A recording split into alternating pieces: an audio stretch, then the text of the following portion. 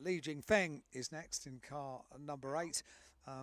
And the Peugeots, the RCZs that we see on the grid for quite a while here at Macau, were the car to have. All smiles, and she's good to go, ready for the second race of the weekend for the MACAU Touring Car Cup. And what a sight that makes. 30 touring cars and sports cars stretching all the way back to the exit of our bend. We've got the daytime traffic still going about everyday life up and down the dual carriageway, and yet the circuit is ready. The roads are ready for our second race of the day, our second race of the MACAU Touring Car Cup. The grid, just to make the point again, is based on the results of yesterday. Chelio Alves-Diaz, the 49-year-old Macau driver, massively experienced, not only in Macau terms, but he's had 2 seasons of racing in the World Touring Car Championship as well. So he knows what he's doing. He was very, very hard to stop yesterday. And we'll see what is going to happen over the next 12 laps. They will get the formation lap. It's the rolling start, of course. And the next time we hear a klaxon, it should be to get us to the 1 minute mark. And then we will be in business. Engines will fire. And then race 2 of the day underway. But that Mini, on the evidence of yesterday of Chelio Alves-Diaz, is going to take an awful lot of stopping, no question about it. You made the point earlier on, it doesn't just go well, it looks like it's going well as well, doesn't it? It looks quick, it looks planted, it looks very, very secure around the gear circuit on every element of the track. But we ought to mention the number 5 car, Sabino Osario Matthias Ley, up into second place yesterday. That car has looked brisk throughout the course of 3 days here at Macau. Went well in the race, went well in qualifying, and that potentially could be a threat at the start of the race, because make no mistake, taking a win in this 12-lap race on Grand Prix Day in front of the crowds, in front of the world's media, it's going to mean an awful lot. At the moment, it's been dominance from Mini, but that's not necessarily going to be the story of a 12-lap race. We shall wait and see what happens over the course of the next 12 laps. We are standing by, waiting for the BMW safety car to lead the field around. Pick your favourite. There are so many cars to choose from. Yeah, there's quite a few cars that are showing an allegiance to Valentino this weekend, aren't there? Yeah, 35 Kevin Lamb's Chevrolet Cruze, the bright green car there, having that writing on the back of the car. I think the Chevrolet Cruze in kind of TCR trim as it looks is one of my favourites, as the green flag is shown and the cars get away now. So formation lap time, it is of course a rolling start, and we shall be in business then at the end of this lap. They don't stop on the grid again, they go straight into the race, except 46 is a bit reluctant to get going there, so the Fiesta of Junior da Costa Pereira does get going. Ironically, with no nod to Valentino Rossi on the 46 car. The number is enough, is it? Yeah, that says enough. It's slightly slow off the grid, wasn't it? It gets going now, as you say. So, important job, weaving the cars, heat into the tyres, and the number 11 car of Chelio Alves-Diaz, one of the regulars here at Macau, one of the regulars on the podium, regulars to do well, has been exceptional, pretty similar to our winner from race 1 for the 2-litre touring cars, dominant over the course of the weekend. So too has Chelio Alves-Diaz, and standing on the top step of the podium in an 8-lap race. Can he make the full set over the course of the 2021 Macau Grand Prix weekend and take the top step in the second race of the weekend for them? So we are about to find out. I would offer you that Chelio Alves-Diaz is going to be very hard to stop, but there's going to be enough interest looking further back at the likes of, for example, aboard number 96, Chen Kin Sang making some progress. You've got 72 of Lam Hong Fai, you've got Ryan Wong in number 93, all looking to push forward. There's number 20, Rui Vallon. So we're certainly going to be kept on our toes, I think, looking at how people are moving up through the order. One of the really disappointing stories, and you were talking about it, was the 72 car, that Peugeot RCZ yesterday. It made such great progress during the race after a really troubled day. 46 are stopped, I'm afraid, just to interrupt you, Alan, because that car, slow off the grid, had a problem. It wasn't just recalcitrant to get going, it's got a big problem. So Junior da Costa gets going again now, but if it keeps doing this, the race officials might think it's not really safe to be in the race and want it off the track. Yeah, and the fact that it's come to the stop on the formation lap is potentially a blessing, because they can work it out before the race gets underway. They've got more time to get the car cleared if the car needs to be made clear of the race circuit itself, and that will be bitter disappointment on Grand Prix day for not just driver but also the team as well. Everybody that's all the connections with the entry to have a problem on the formation. That very disappointing. Yeah. Well, hopefully that car will not become an issue as the field wriggles its way then now up around the mid part of the circuit, and we will in a few moments time then have the cars heading towards the MACAU hairpin. They will then sort themselves out to get them in the Noah's Ark 2x2 formation at the end of the lap, ready for the start of the race. So right now you have the field coming from Police to Moorish, and a very full field, as we've been saying. 30 cars we have in this race, including number 7 Mini there of Loman Fai, and then others a little bit further back include number 62 Mini, that's the car of Paul Fan. Number 9 is Wang Qinfang's Honda Civic, and 96, that green and grey Mini, looked quick, was quick yesterday, but again had dramas mechanically that forced it to tumble down the order once the final classification was seen. So taking the fight early on to Chelio Alves Diaz, ultimately Jiang Qinseng with a problem. So formation lap on the final segment now. We'll see the BMW bring the field into line. Last opportunity to just weave the cars a little bit, get that last little bit of heat into the tyres. We'll see the BMW pull off into pit lane, and we'll be racing for the second time today over 12 laps around the gear circuit. A slightly more overcast circuit today. Yeah.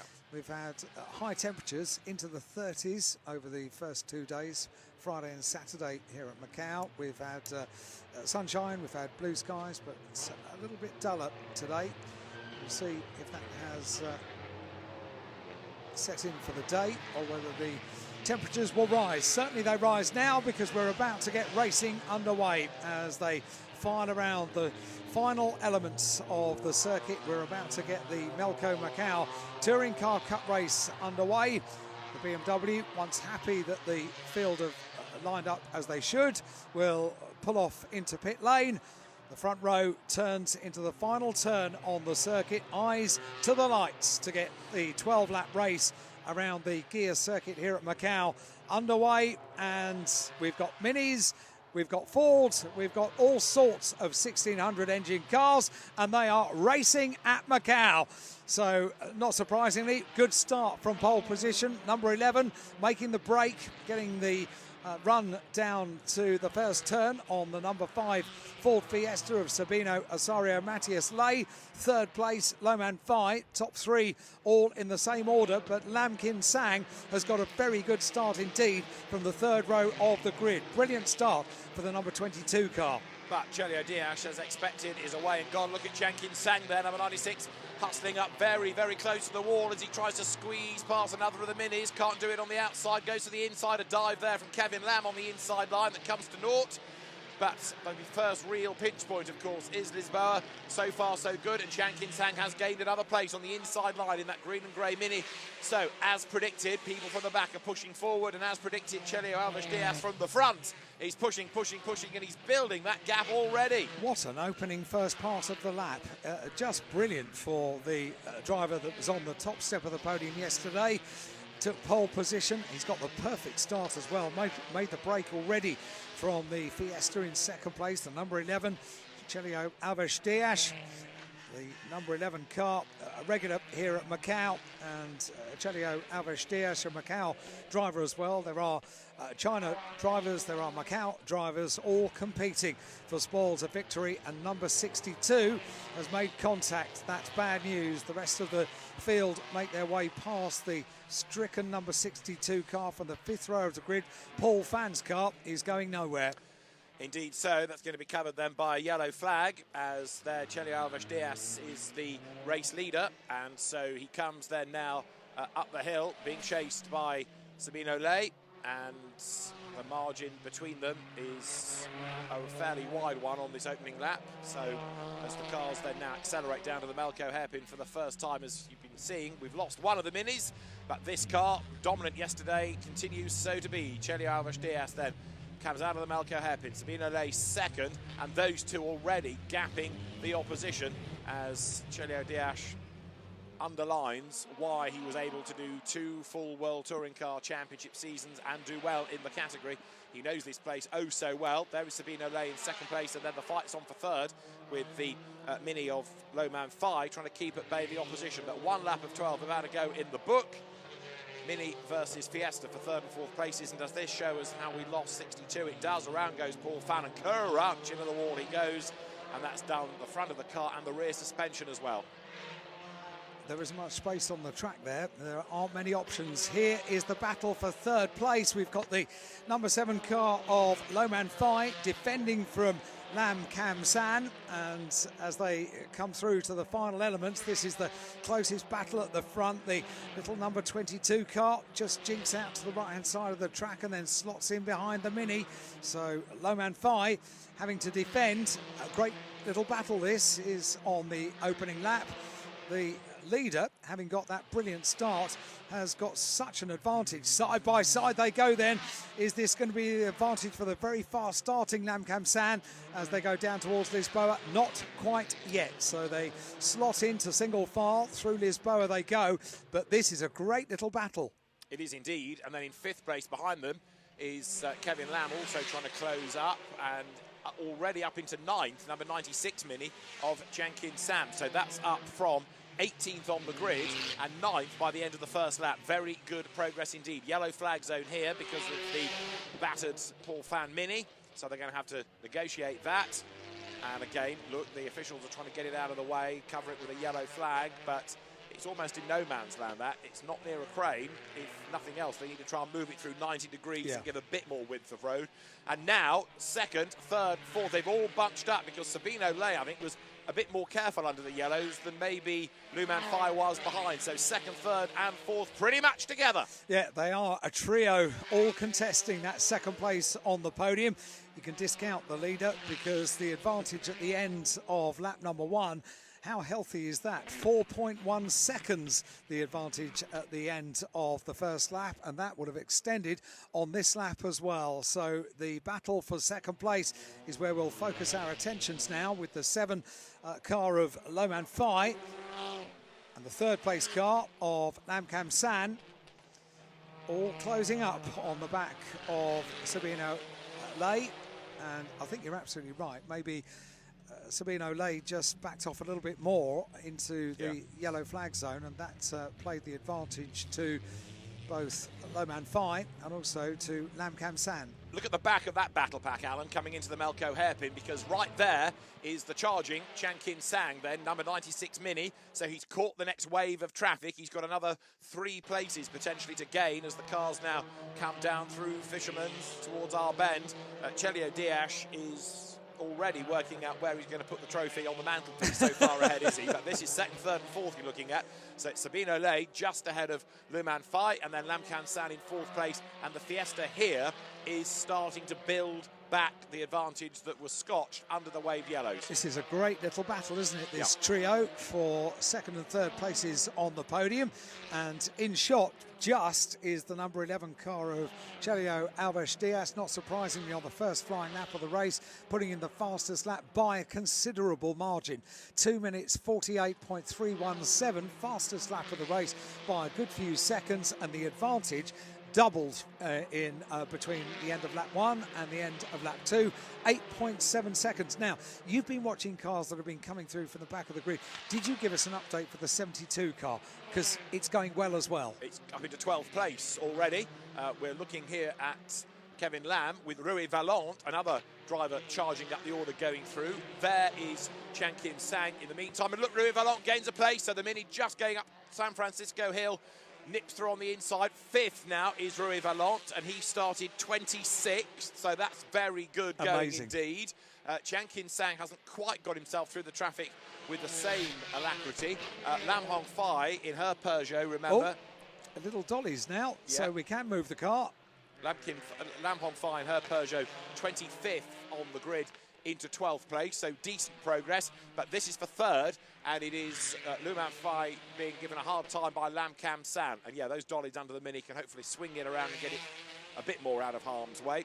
So yeah, people are pushing forward as predicted, and they're not done yet. They have a huge amount of experience moving cars wherever they are on the circuits around Macau. They've had experience. Yep, we had a car go off there a couple of years ago. Yep, we know what to do there. Yeah.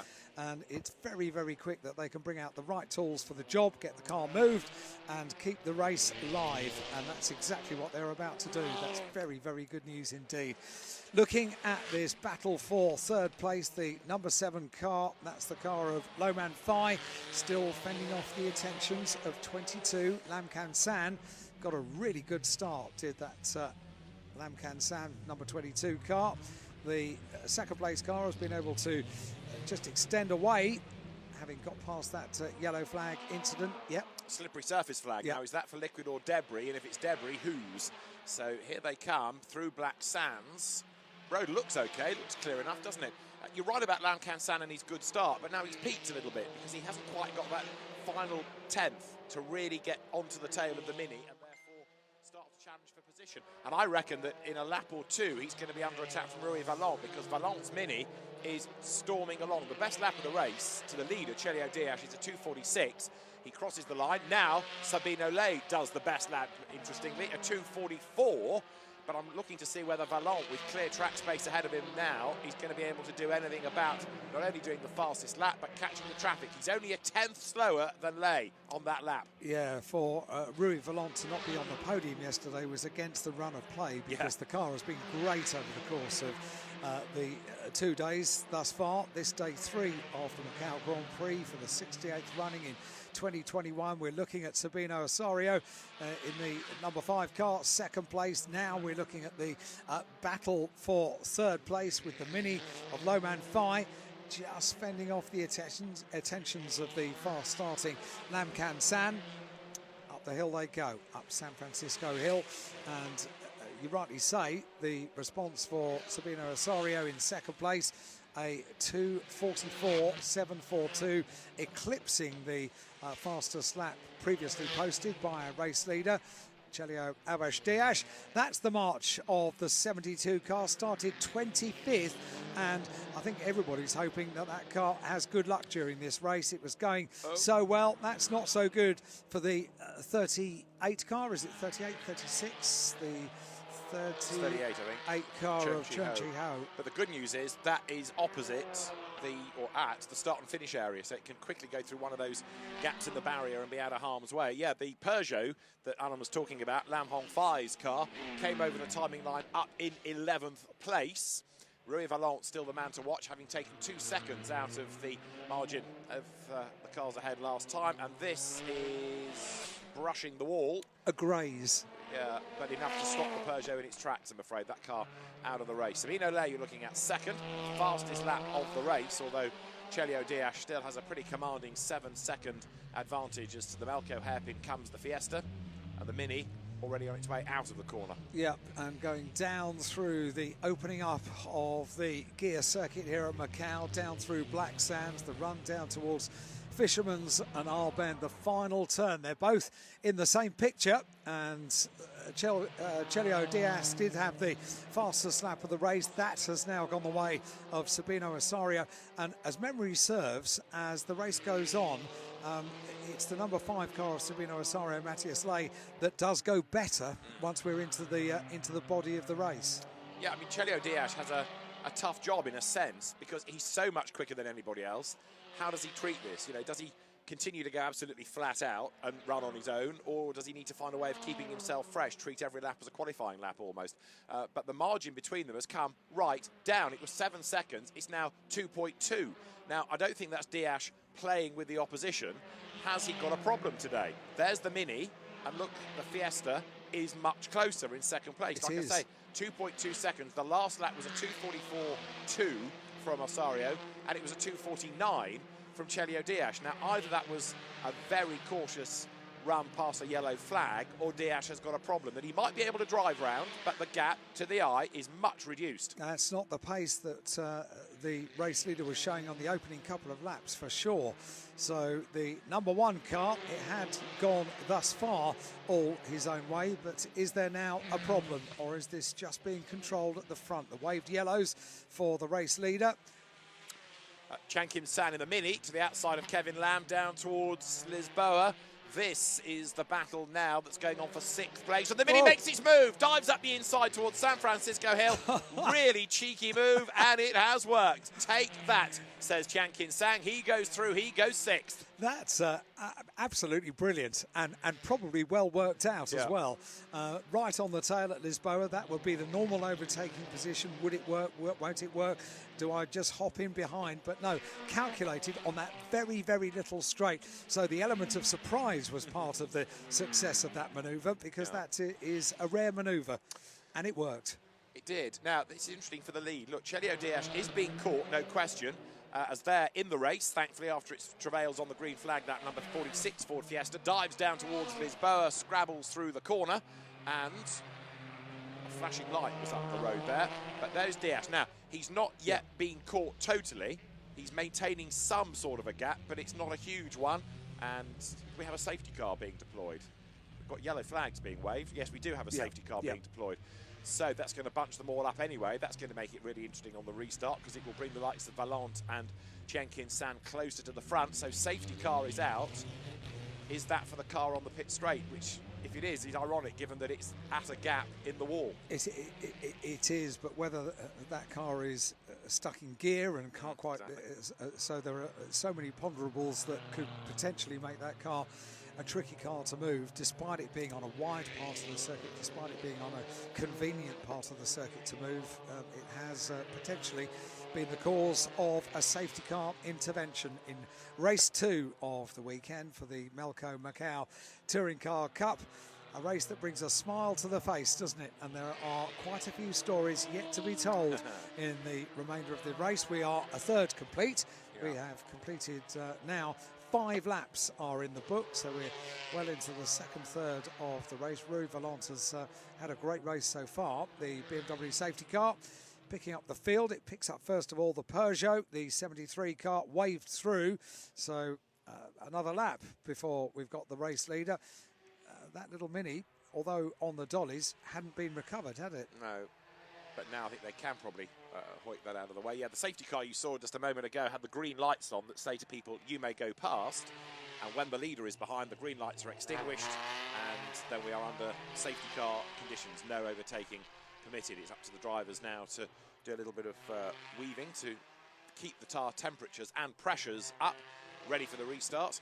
The field will all bunch up, so you've now got Rui Valente and Chan Kim-san 5th and 6th in their minis, part of this battle pack for the race lead. It's going to be really interesting when the field is released to see what shuffling we're going to get out of all of this, and there are others still playing catch-up, but the safety car slows them right down for a number of reasons. One is to let everybody else catch up. The other is to give the track workers maximum time to get cars out of the way, and therefore only perhaps have one safety car lap and release them as soon as. The next car that's going to join the queue, hammering down to Lisboa, look, is the yellow Peugeot of Lam Hong Fai. So, wait for me. Yeah, 25th she started, and she's now in 9th place. But then there's nobody after her. There's another huge gap before the next wave of cars come. So again, this is why the safety cars backed off, to try and bunch up as many of the field as possible. I really hope that we get a good result for the number 72 car, because... You've taken it to your heart, haven't well, you? yeah, because it had bad luck on 2 occasions on Friday. It had bad luck yesterday, although it was going really well. So a good result would be a good reward for the weekend. I think, the cars are absolutely fabulous. They were the car of choice for quite a long time here at MACAU, and it was quite rare, because I remember seeing them for the first time and thinking, I think I know this car, but I haven't really seen it, because they weren't a terribly popular car on the road in the UK. So all of a sudden there were loads of them on the grid here at Macau, so I did a bit of research about the car. There are people that swear by the cars for road cars over here in the UK. We've got the 62 Mini out of the way, so lifted out of the way after getting it away from the wall with the little dollies that go under each of the wheels, and the marshals tending to that car, getting it to a place of safety. But yeah, I think there are some real fans of the Peugeot RCZ in the UK, that they are prides and joys and they love them, but they were very popular over in this part of the world. So the field now starting to become a longer line of cars behind the safety car. Of course, you know the drill. When the lights go out atop the safety car, that's the indication that we will be back running at the end of the lap. We are currently on lap 6, as you see on the timing tower. And the race is being led by Chelio Diaz, as he dominated yesterday, so he's dominating today. But does he have a problem? Because the gap that he had of over 7 seconds had come down to about 2.5, just under, before even we had this safety car period. So the restart really is going to be very interesting indeed, with still just under half the race to go.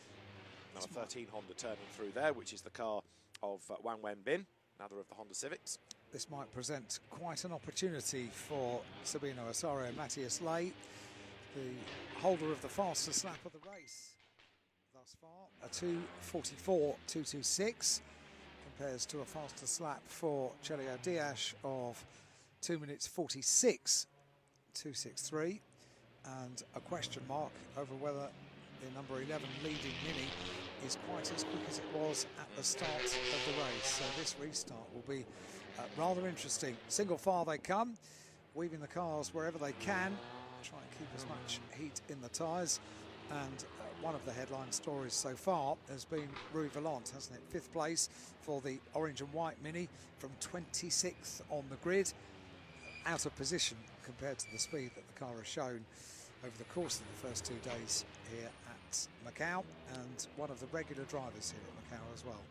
And this safety car gives him a real chance now, because some of the hard work of having to catch people is done for him. So if he's on his toes at the restart, but he needs people ahead of him to be awake as well. So he can't overtake until he gets to the timing line, but people can push and try and stay as close to the car ahead as possible, ready to try and dive through when you go over the line, when it goes green once again. So here they come out of the MACAU hairpin. We're almost set to get things back underway, hopefully. Are the lights still... Oh, we've got Ryan Wong's car, I think that was, the Chevrolet Cruze. It didn't have much joy under the safety car yesterday, and it doesn't seem to have had much joy today. I think it was Ryan Wong's Chevrolet that we saw stranded somewhere. It was.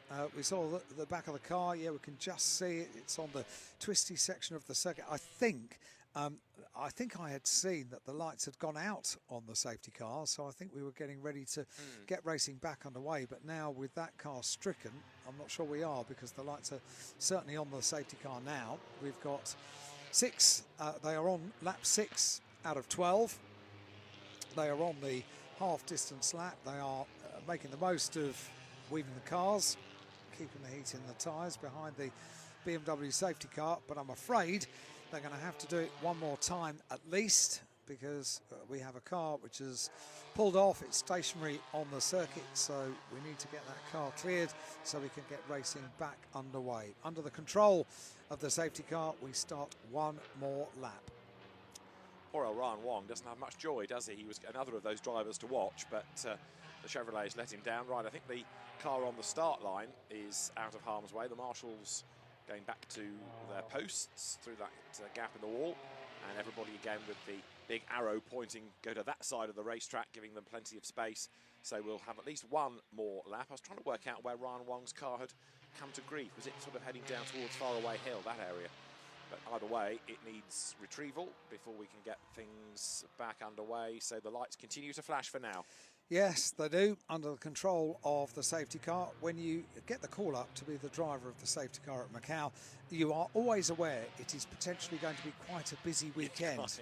And they do get the opportunity to have testing laps first thing in the morning. The circuit is closed, I think, at 6 o'clock in the morning. So course vehicles can get used to the circuit, get used to the changing conditions. The conditions of the track change from night to day, because of course after the closing of the circuit at the end of the day, we've got normal traffic on these roads.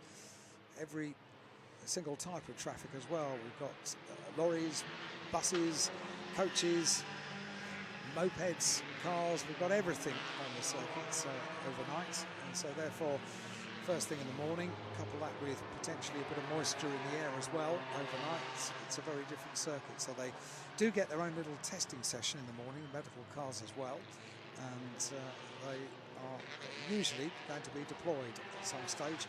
Didn't have need for safety car in the opening race of the day. We have for our second race of the day for the 1600 touring cars. I wonder how quickly it will be able to collect the number 93 car of Ryan Wong. It had been making progress up from 27th on the grid, but from the officials' point of view, they need him to have stopped, ideally, near a refuge point and or a crane. So as the cars now turn once again up the hill through the approach to Teddy Yip and then on towards the Solitude S's, we are looking at Ryan Wong's car, which has been retrieved. It's on its way. There are so many different methods of car recovery, aren't there, yes, around the circuit here at Macau. They've got the perfect solution for wherever a car may be and whatever condition it's in as well. So a tow for the number 93 car, and still under the control of the safety car. Potentially that safety car can come in at the end of this lap. Yeah, it just depends where that car can be taken to. But there should be an area for it to be parked before the end of the lap. It's driver Ryan Wong sitting in the cab of the recovery vehicle as the rest of the field then on this 7th lap of the 12 comes through. Driver's getting ready for the restart all the time here. I always wonder what the conversation is in the cab when the driver gets in and the driver of the recovery vehicle has just collected up your stricken car. Always got a lift back in the cab of the vehicle. BMW comes into view now and leading the field around. Chelio Diaz did exactly the same yesterday, using every single opportunity to weave the car to keep as much heat in the tyres, but we've still got that question mark over whether the number 11 car is working quite as it should, whether it's quite as quick as it had been, and the continuing threat for the restart from number 5, the Ford Fiesta, Sabino Rosario Matias late, having had a good first part of the race. They're on lap 7, by the way. It's a 12-lap race under the control of the safety car, and that's the answer. The number 93 car being recovered and has not yet completely been recovered. I think one more lap. It's been dropped down. I think the idea is to push it off at that refuge, but then they've got to get the recovery vehicle off the circuit. So the safety car does slow right down, admittedly. Let's see whether race officialdom is happy to extinguish the lights. I would suspect not, but you never know, because it is a long lap. It might be that by the time the cars get there, then on the next lap it will be clear. The lights still flash, the lights still flash, the safety car crawls down the hill. I think you're right. I think it's going to be one more lap, isn't it? And they've done the job as quickly as they can. They do a remarkable job at Macau to get the circuit clear as quickly as they can. They are hugely experienced track workers and marshals. Lights out. Do we think?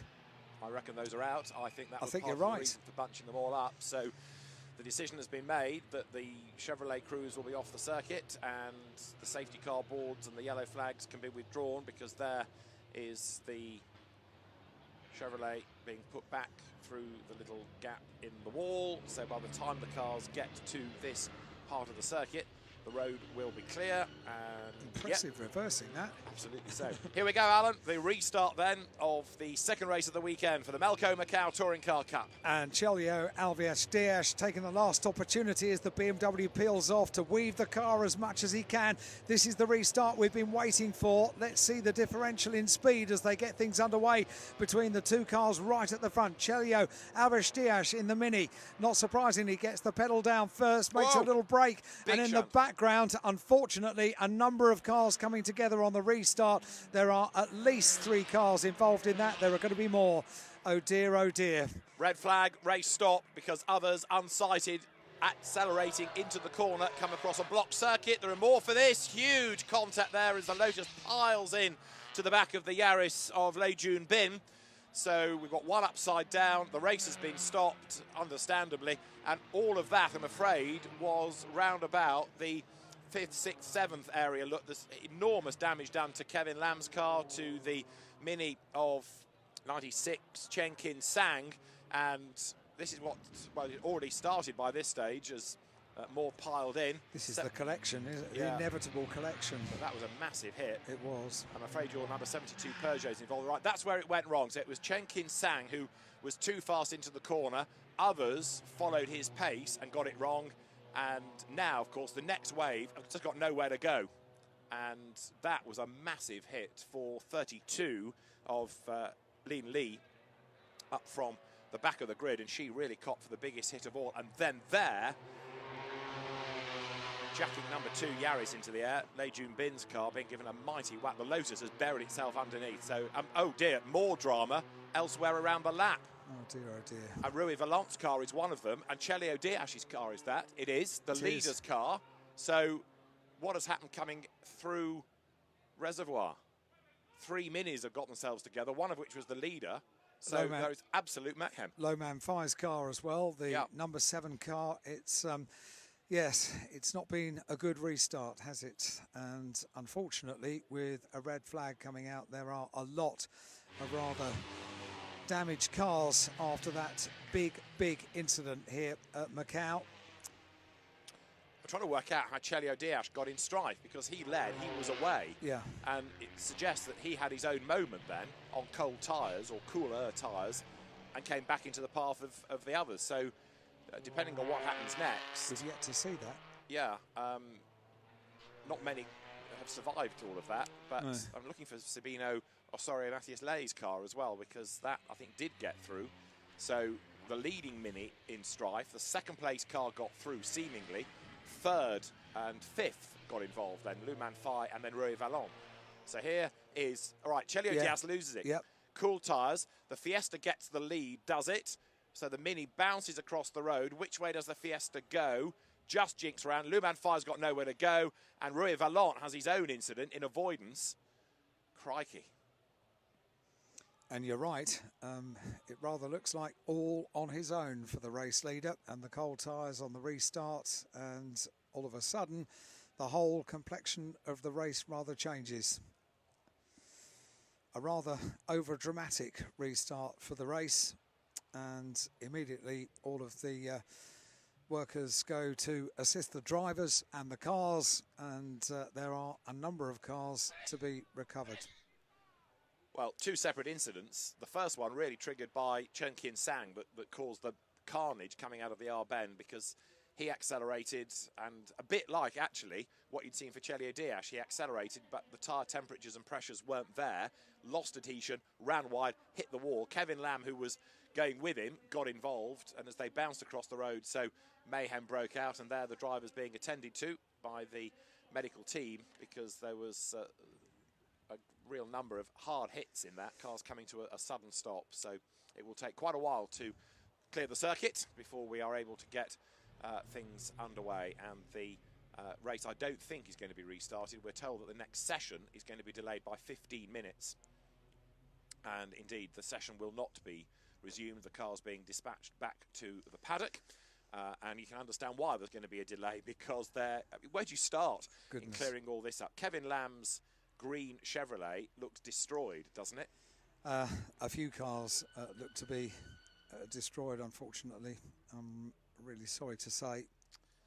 And the marshals are hard at work. They've got to remove cars, they've got to soak up liquid, and drivers largely out of cars, but 1 or 2 just had nowhere to go and came to a halt with the track blocked. Others had nowhere to go and went piling in. It really was the luck of the draw as to which line you were on, but now the circuit being addressed, the cars will be retrieved as rapidly and as quickly and as safely as possible, and then there's this drama to sort out. Now, yesterday we had the first GT Cup race, which had a red flag. It had the driver in second place involved in the incident that caused the stoppage. Now, under the regulations for certain races at Macau, if you are the cause of a red flag, you don't go in the result, but at the steward's discretion, you can be put back in.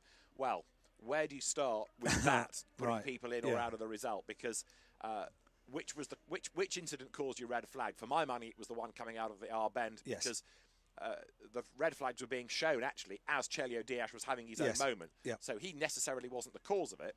However, which driver do you cite in the incident down at the R bend? I think the easiest thing is just to keep everybody in and wish them well, because they've suffered enough in terms of damage already, haven't they? I think you're right. I think you're absolutely right. That's a difficult question for race control, for stewards as well, and there is a lot of work to do for the rescue teams, all doing a fabulous job as ever they do here at Macau. The rest of the cars have made their way into pit lane, the number 12 car being pushed back, and we have to try and look for any of the positive stories. One of the cars that was involved and facing the wrong way at the front of that really rather large incident was the number 46 car that at the start of the race had a little bit of potentially bad luck. Well, that car did manage to escape and get going again, so the 46 car was one of the cars that escaped and got going. Unfortunately, there were far too many that didn't get going, and with 2 incidents out on circuit and a 15-minute delay to the start of our next race, which is again one of the races for local drivers, but instead of touring cars, we're about to turn our attention to GT cars in a little while. It will be for the MGM Greater Bay Area GT Cup, largely for GT4 cars. The Yaris there just craned away rather ignominiously, but that car of Lei Junbin being put behind the barriers on the grass. Is it coincidence that the 2 cars that triggered incidents were both minis? Or is there something about minis and the way they use their tyres that, or the drivers maybe even, under the safety car conditions, weren't doing what they should have done to keep tyre temps and pressures up? It might just be a coincidence. Well, the erstwhile race leader, Chelio Diaz, was making the most of every single opportunity to weave the car and try and keep as much heat in the tyres as possible. It's difficult to work out, but certainly the car was all on its own, wasn't it? And quite a few of the drivers having conversations with each other down in pit lane, having got back to pit lane with that completely blocked circuit. It's the widest point of the track. There are 2 lanes going each way when these are the normal roads of Macau, and the whole thing completely blocked. So look, there's Chin Kin Sang. He gets it wrong. Kevin Lam hits the barrier. Then the Peugeot piles in of Lam Hong Fai. Others are just fortunate enough to find a gap left or right, but then from the back of the grid, Lin Lee gives Kevin Lam's car a mighty whack. The Yaris goes in. Now, wait, the red flags are out.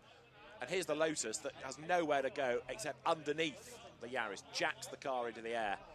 Some drivers, of course, were accelerating. Others were responding to the red flags as they saw them. But in a way, it was pot luck. You just got a gap or you didn't. But some big, big hits. Look, the Yaris goes in. Actually, number 2 there, not that damaged. Wait for it. Bang! That is a huge hit. And the number of impacts that Kevin Lam's Chevrolet had is quite severe. There is the leader throwing away what was the advantage, and wait for the red flags to come out. Look, he's halfway through the incident. There are the reds. We're not done yet, because bang, in goes number 7 Mini of Loman Fai, and Rui Vallant having his own dramas. Again, look, cold tyres. Nobody touched him. He lost that. Coincidental or not, but the Minis seem to be the ones that triggered all of those little dramas. And a huge plus for the driver of number 5, the Ford Fiesta that was in 2nd place, Sabino Lei, I think almost came to a complete stop whilst working out which way am I going to go to avoid the accident that's happening in front of me. That was very careful planning for the new race leader, essentially, because the car got through, it didn't collect the car, so there is much work to do. Well,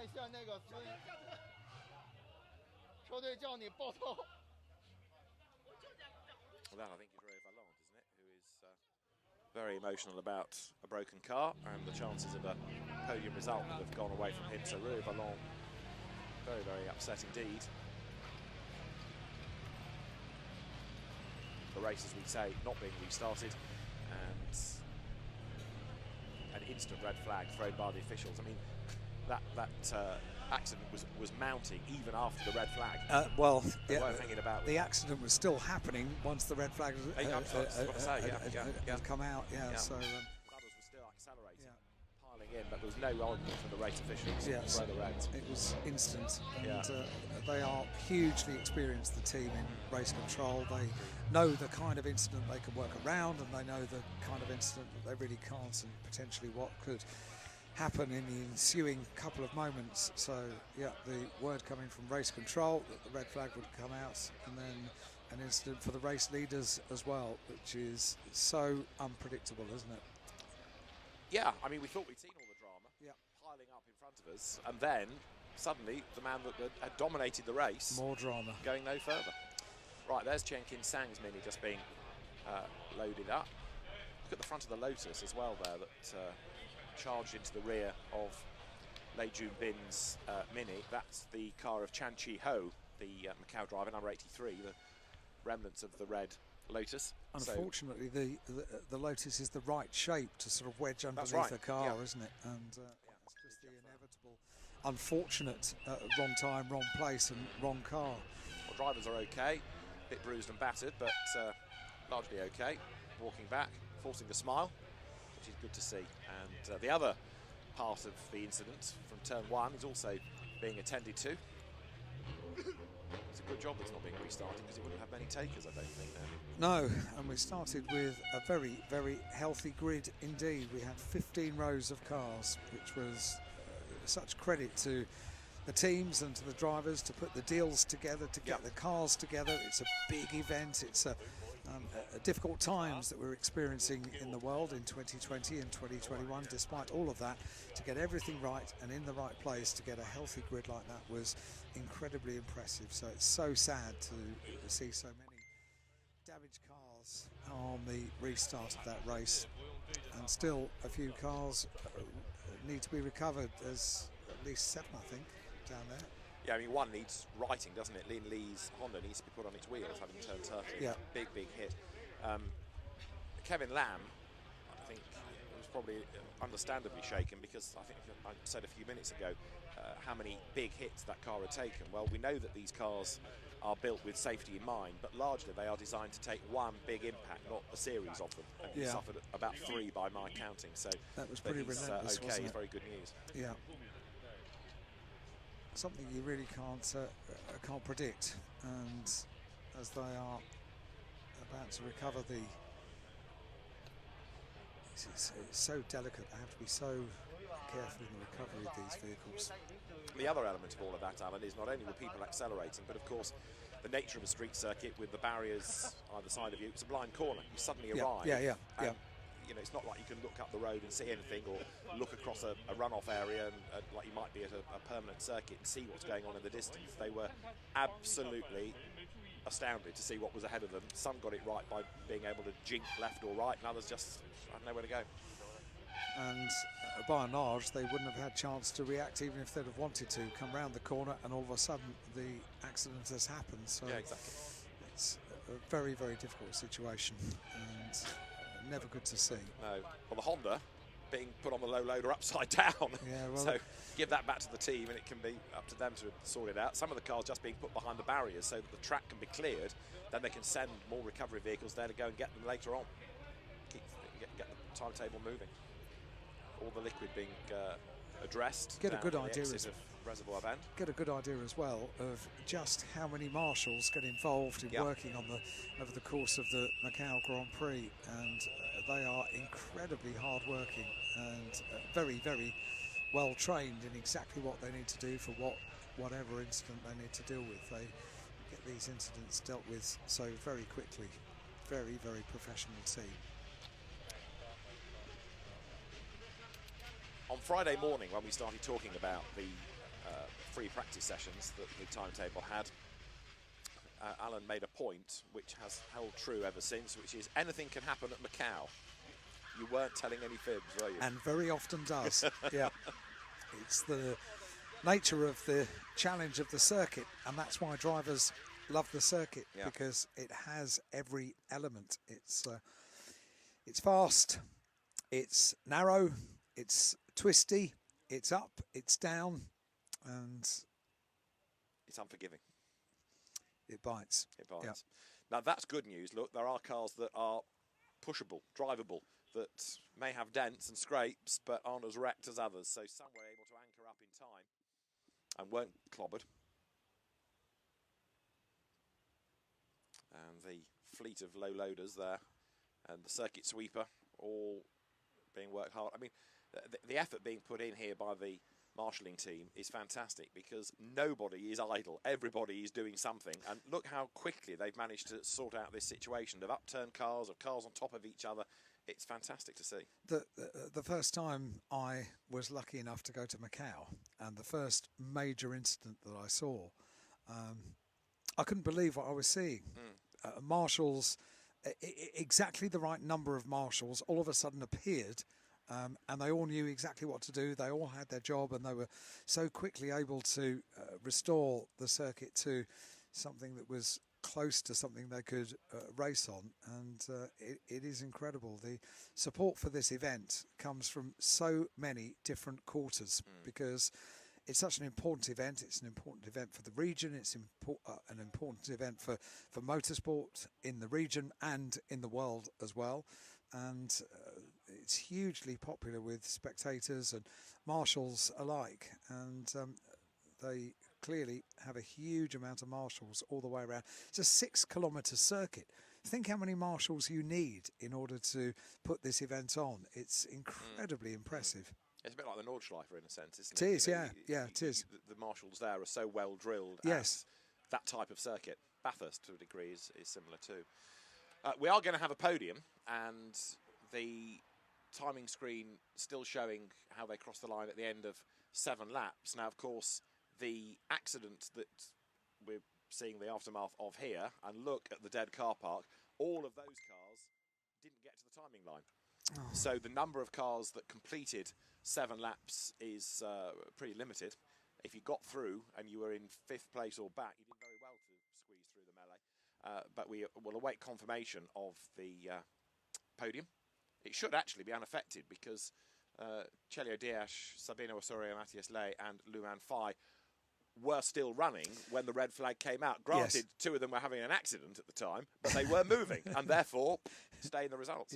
Yes, they were.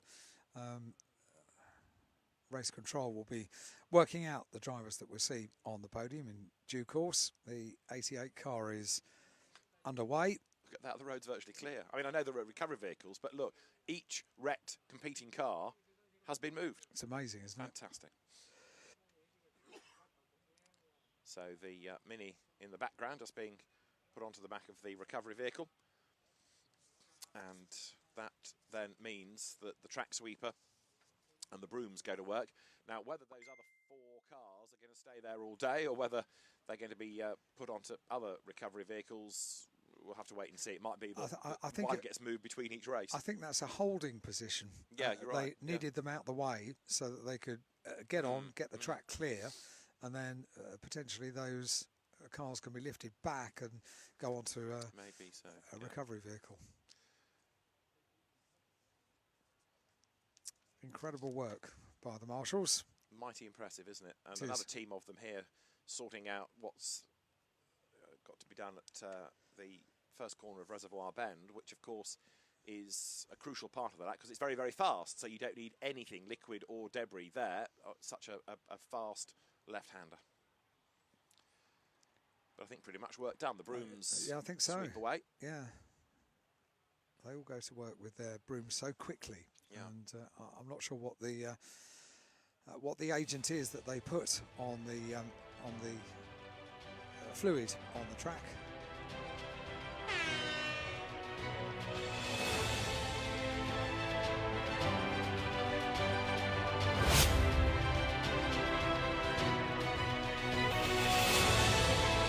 跑進40新里程，2021銀河娛樂澳門國際馬拉松。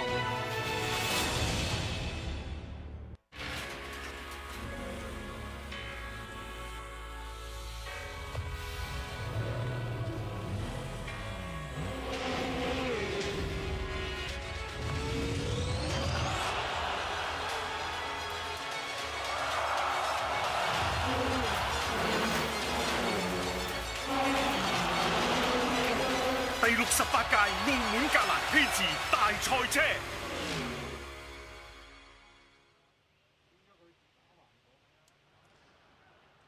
As you were saying, Alan, the circuit now is clear, the cement dust is put down, and the cars in that little sort of holding pen will be retrieved as soon as we have more vehicles available to them. And I think the official state of play now is that the track needs to be dressed, so cars have to be off it. You can see the buckets of cement dust being brought now up to the exit of the R bend, and look at all the witness marks, all those tyre tracks from people hitting the anchors and trying to avoid dramas, and how far to the left and the right people had to go. But it's been a very impressive job to get the circuit cleared as quickly as it has. We have, as I say, the drivers for the podium. Chelio Dias takes the race win despite the car now being decidedly second hand, and he will be joined by Sabino Osorio, Matthias Lai and Lu Manfai on the podium when we get to that in a few minutes' time. The grandstands filling up, which is great to see here at the Gear Circuit at Macau, and 2 races down, 4 to go. GT cars will be next, the GT4 field coming to the circuit shortly. But for now, everyone happy to be here. Waves as they find themselves on the screens, and the next happy people that we'll find, no doubt, will be the drivers, although 2 of them have got wrecked cars. The consolation, if you like, is that they're on the podium at the end of the race. It's you can make no mistake, you will have one of the most enthusiastic audiences today at Macau, as you would have at any event, sporting or otherwise, around the world. Young and old, everyone turns out, and look at the atmosphere. Absolutely wonderful. And when I've been lucky enough to be at Macau and have a few moments when we've had motorcycles, I have ventured over, usually on the Saturday for the Motorcycle Grand Prix, and sat in the grandstand and got the atmosphere. You can understand why they're so exciting. The noise, it's the assault of the senses, and you are looking down on complete speed. It is an incredible feeling watching from where those lucky people are in the grandstands dotted around the circuit, and the infrastructure as well of the event is so well put together. So you'll have your grandstand ticket. It will be signposted where you need to go. There'll be a footbridge which will take you there, or an underpass which will take you there, because the whole infrastructure of Macau is very much with in mind the fact that they run this incredibly successful international event, and you need to be able to go underneath that road or over the top of that road in order to get to where you need to go. It is brilliantly worked out. Yeah, everything needs to keep moving. It does. Yeah, whether it's the traffic away from the circuit, yes, or the pedestrian traffic within. Yeah, it's so well put together, the event. Absolutely so. Absolutely so. And you're right about the impression of speed, and that's something that is a real speciality of street circuits, because you are that bit closer. You know, another fabulous place to go and watch racing cars is Pau in France. Yes. You stand at the Foch chicane at the top of the lap, yes, where they use the pavement as a genuine curb, and you can hear the cars crashing onto the ground with the floor and the suspension working so hard. And that is another place where you take a step back, and as you say, the assault on the senses is there. Podium coming up, track clearance underway, and we have our GT race to look forward to in a few minutes' time. As we've been saying, the timetable now is thrown somewhat, at least 15 minutes behind, but there is what the road will look like, clear and free of drama. The Reservoir Bend melee has been attended to. The podium is being prepared, as I say, and GT cars will be brought forward as soon as the track is clear, but not yet, because they can't get to the grid, because people are still working as fast as possible to soak up any liquid, to sweep any debris, remaining debris, away.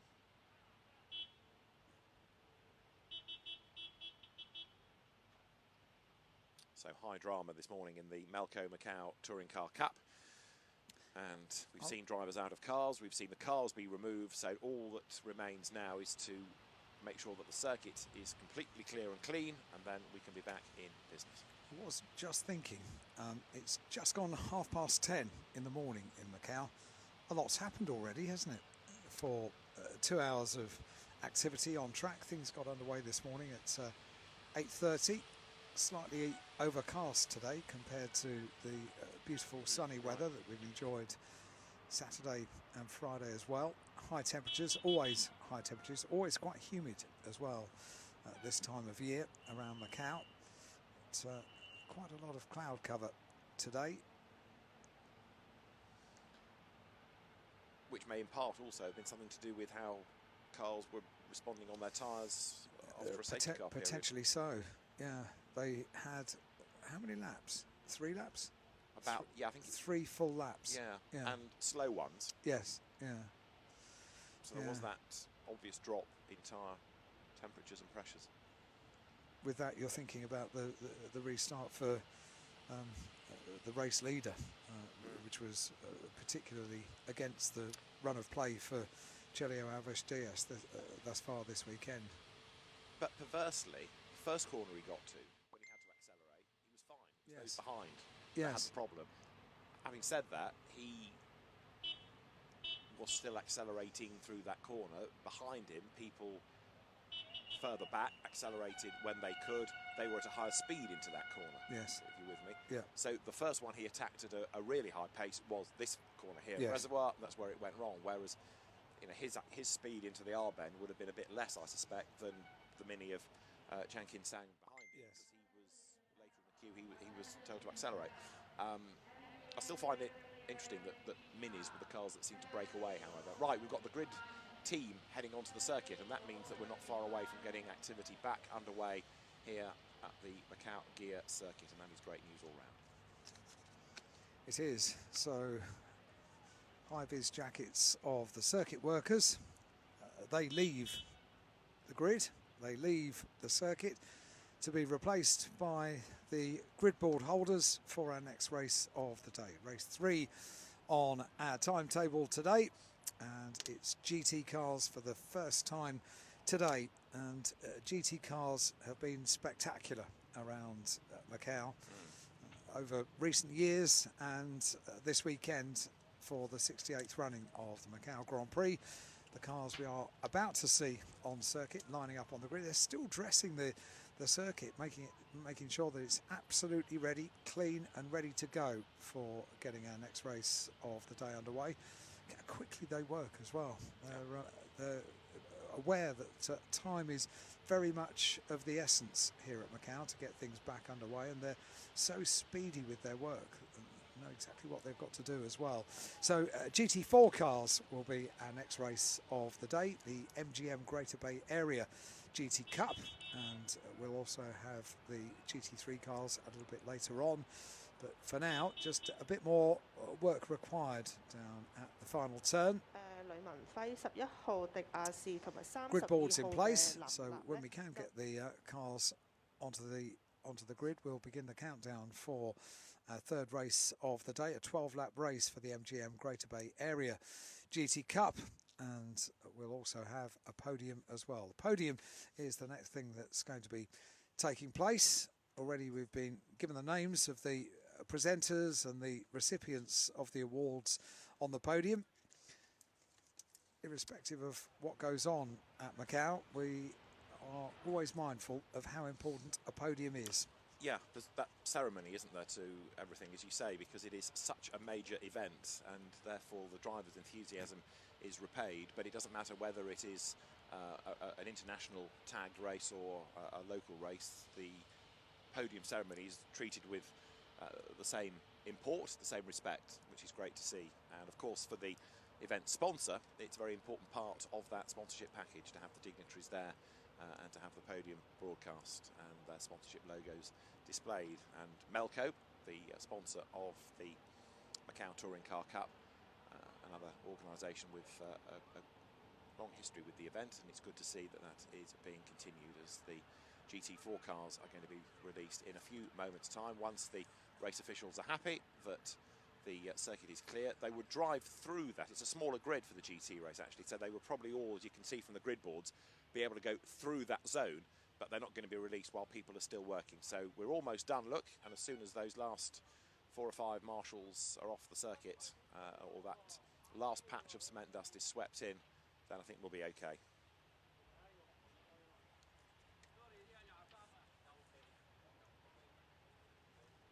And Chelio Diaz is, hopefully after his trip to the medical centre, soon to be released and will make his way to the podium. There are the safety car and leading cars making their way to the front of the grid.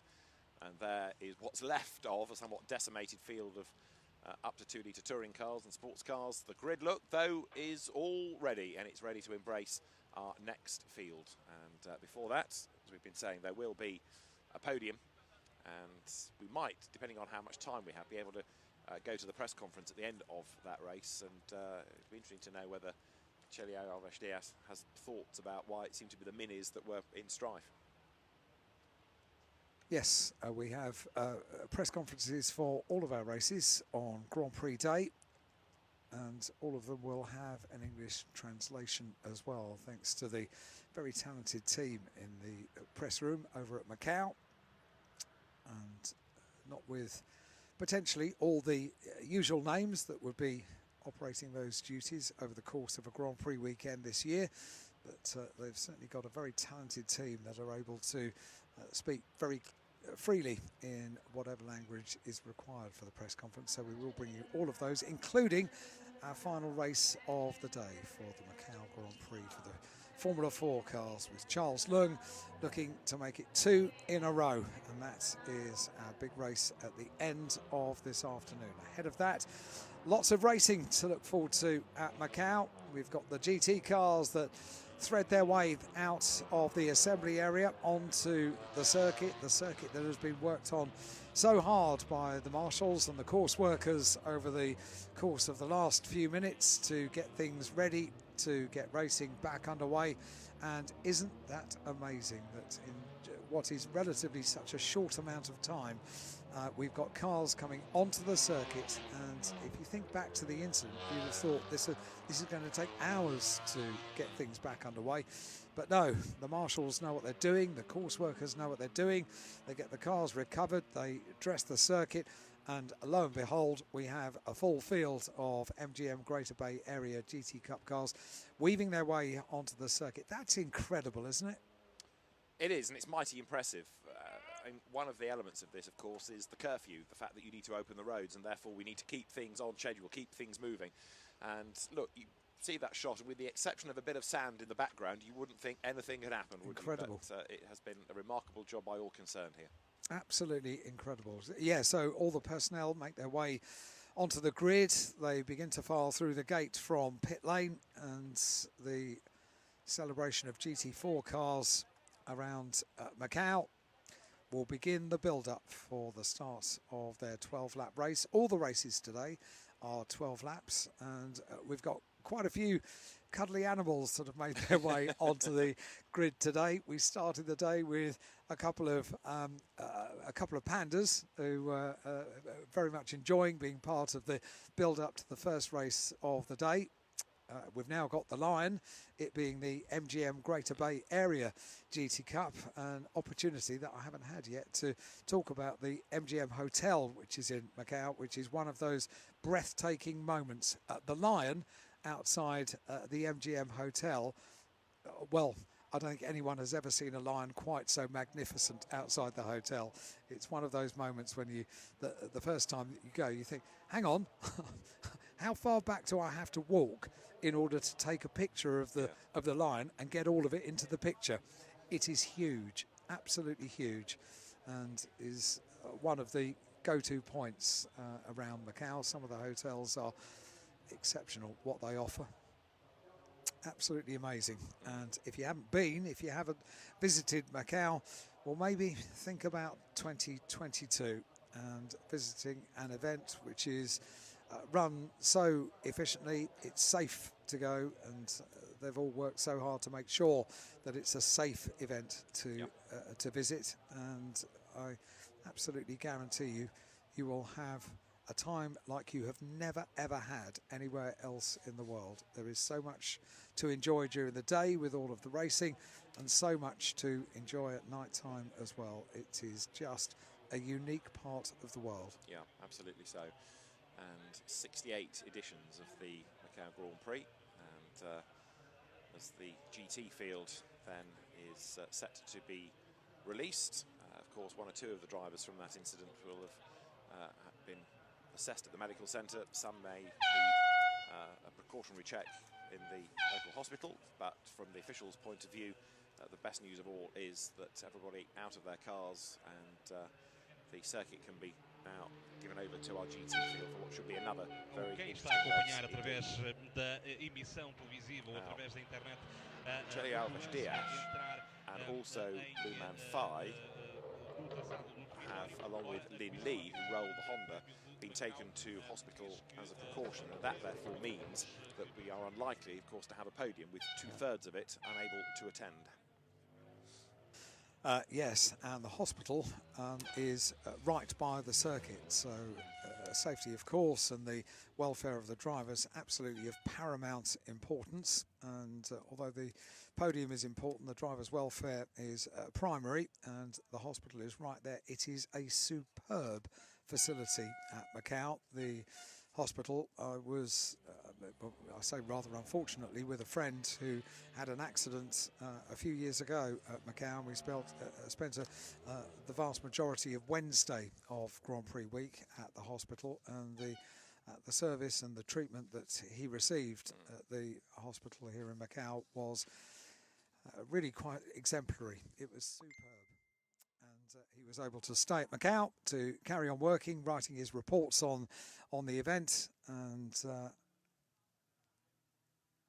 yeah, exceptional place. Now we're looking at the podium, yes, which would suggest, contrary to what you had just been told, that potentially we are going to have some sort of presentation, but I'm not sure entirely what the presentation will be, or whether it will be a full presentation on the podium, but certainly they are standing by for something down on the podium.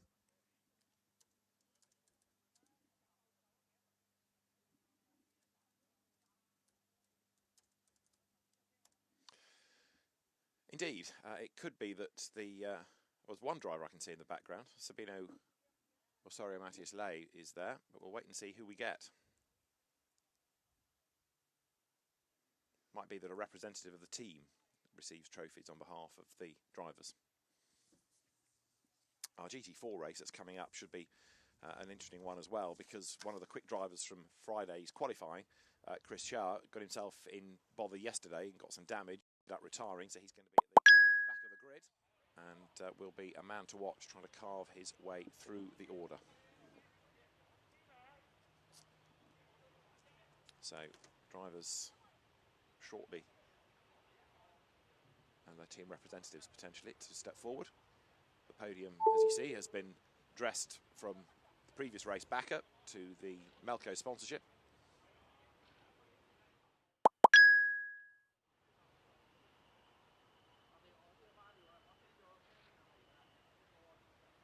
And the top three provisionally: Chile Alves Dias, Sabino Osorio Matias Ley and Luman Fai.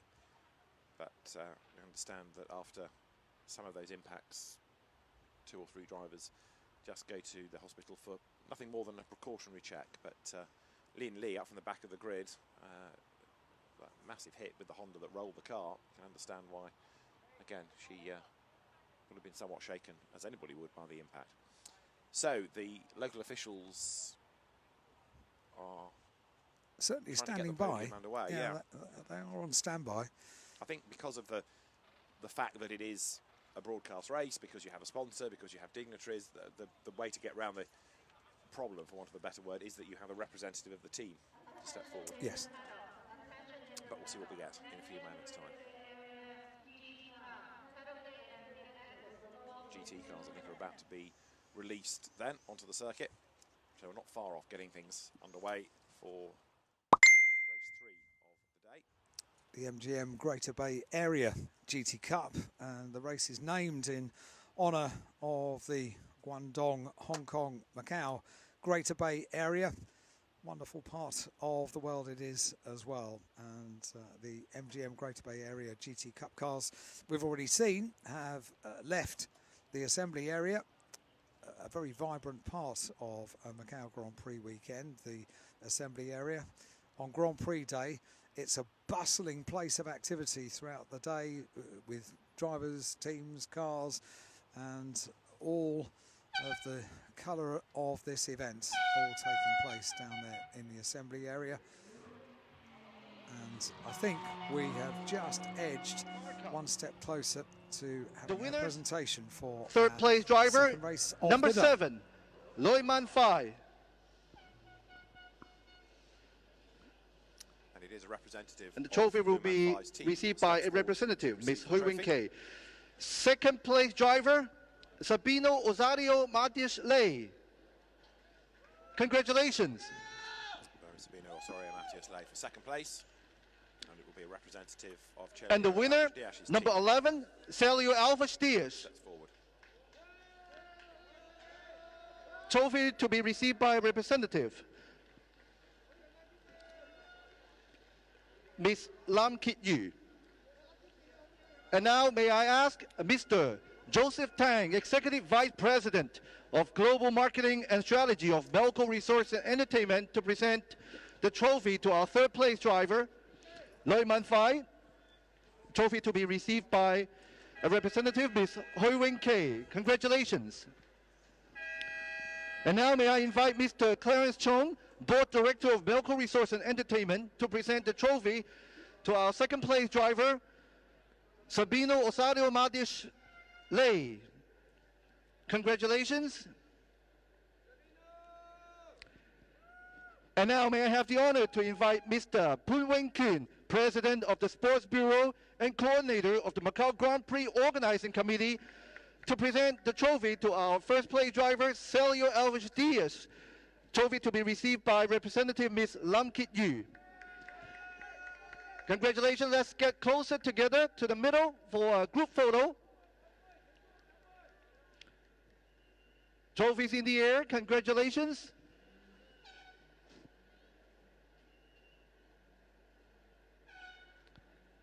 Thank you. While our presenters make their way off the podium,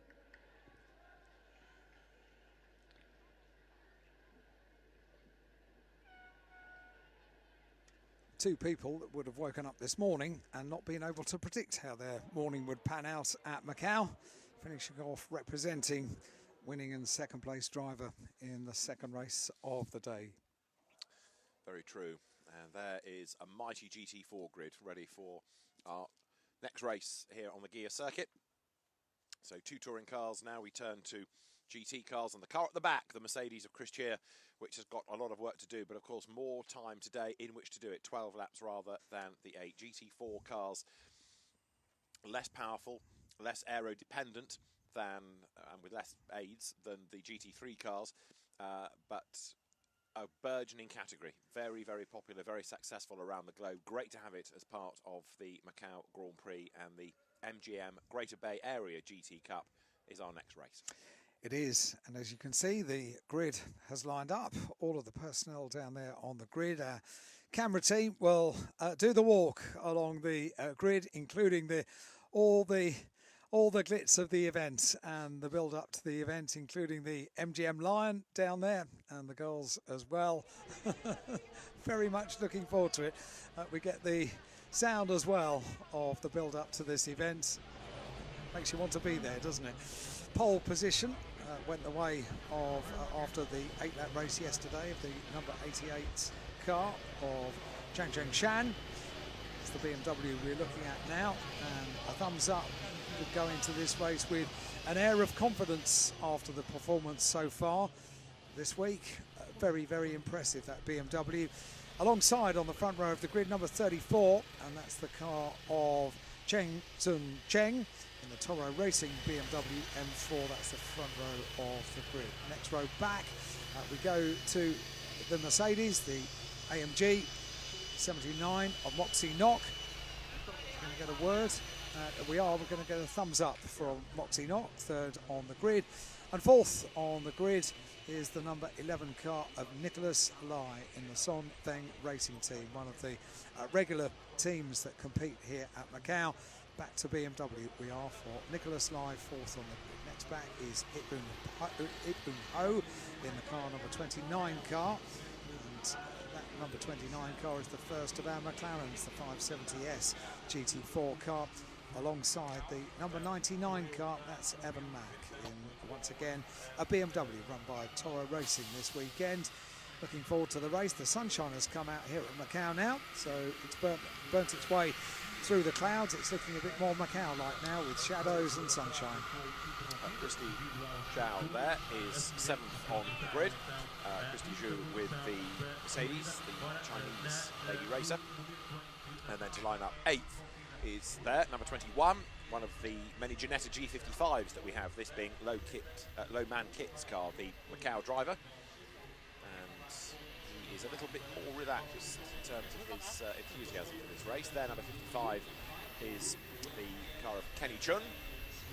That's another of the Ginettas, a left-hand drive one rather than a right. And there also to slot into place on the grid is Tolap Pang with the Lotus Exige. We did have a rather badly damaged Ginetta yesterday of Lau Kim Ho. We'll see whether that is on the grid in due course when we go a little bit further back. But there for 11th is Dicky Chun, again Ginetta, and the RPM Racing Team car lining up with alongside Wilson Poon Wing Hun with the orange latest release there. MGM Greater Bay Area GT car. There is the Lotus, one of a number of them, and getting some cool air into the car. Temperatures are high, even if it is just finishing the overcast phase of the day.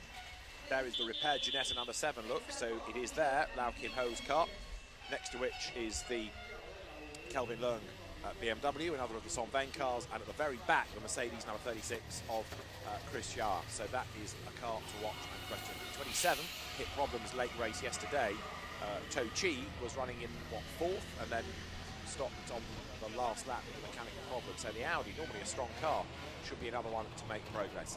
As in our previous 2 races here, a lot to look forward to.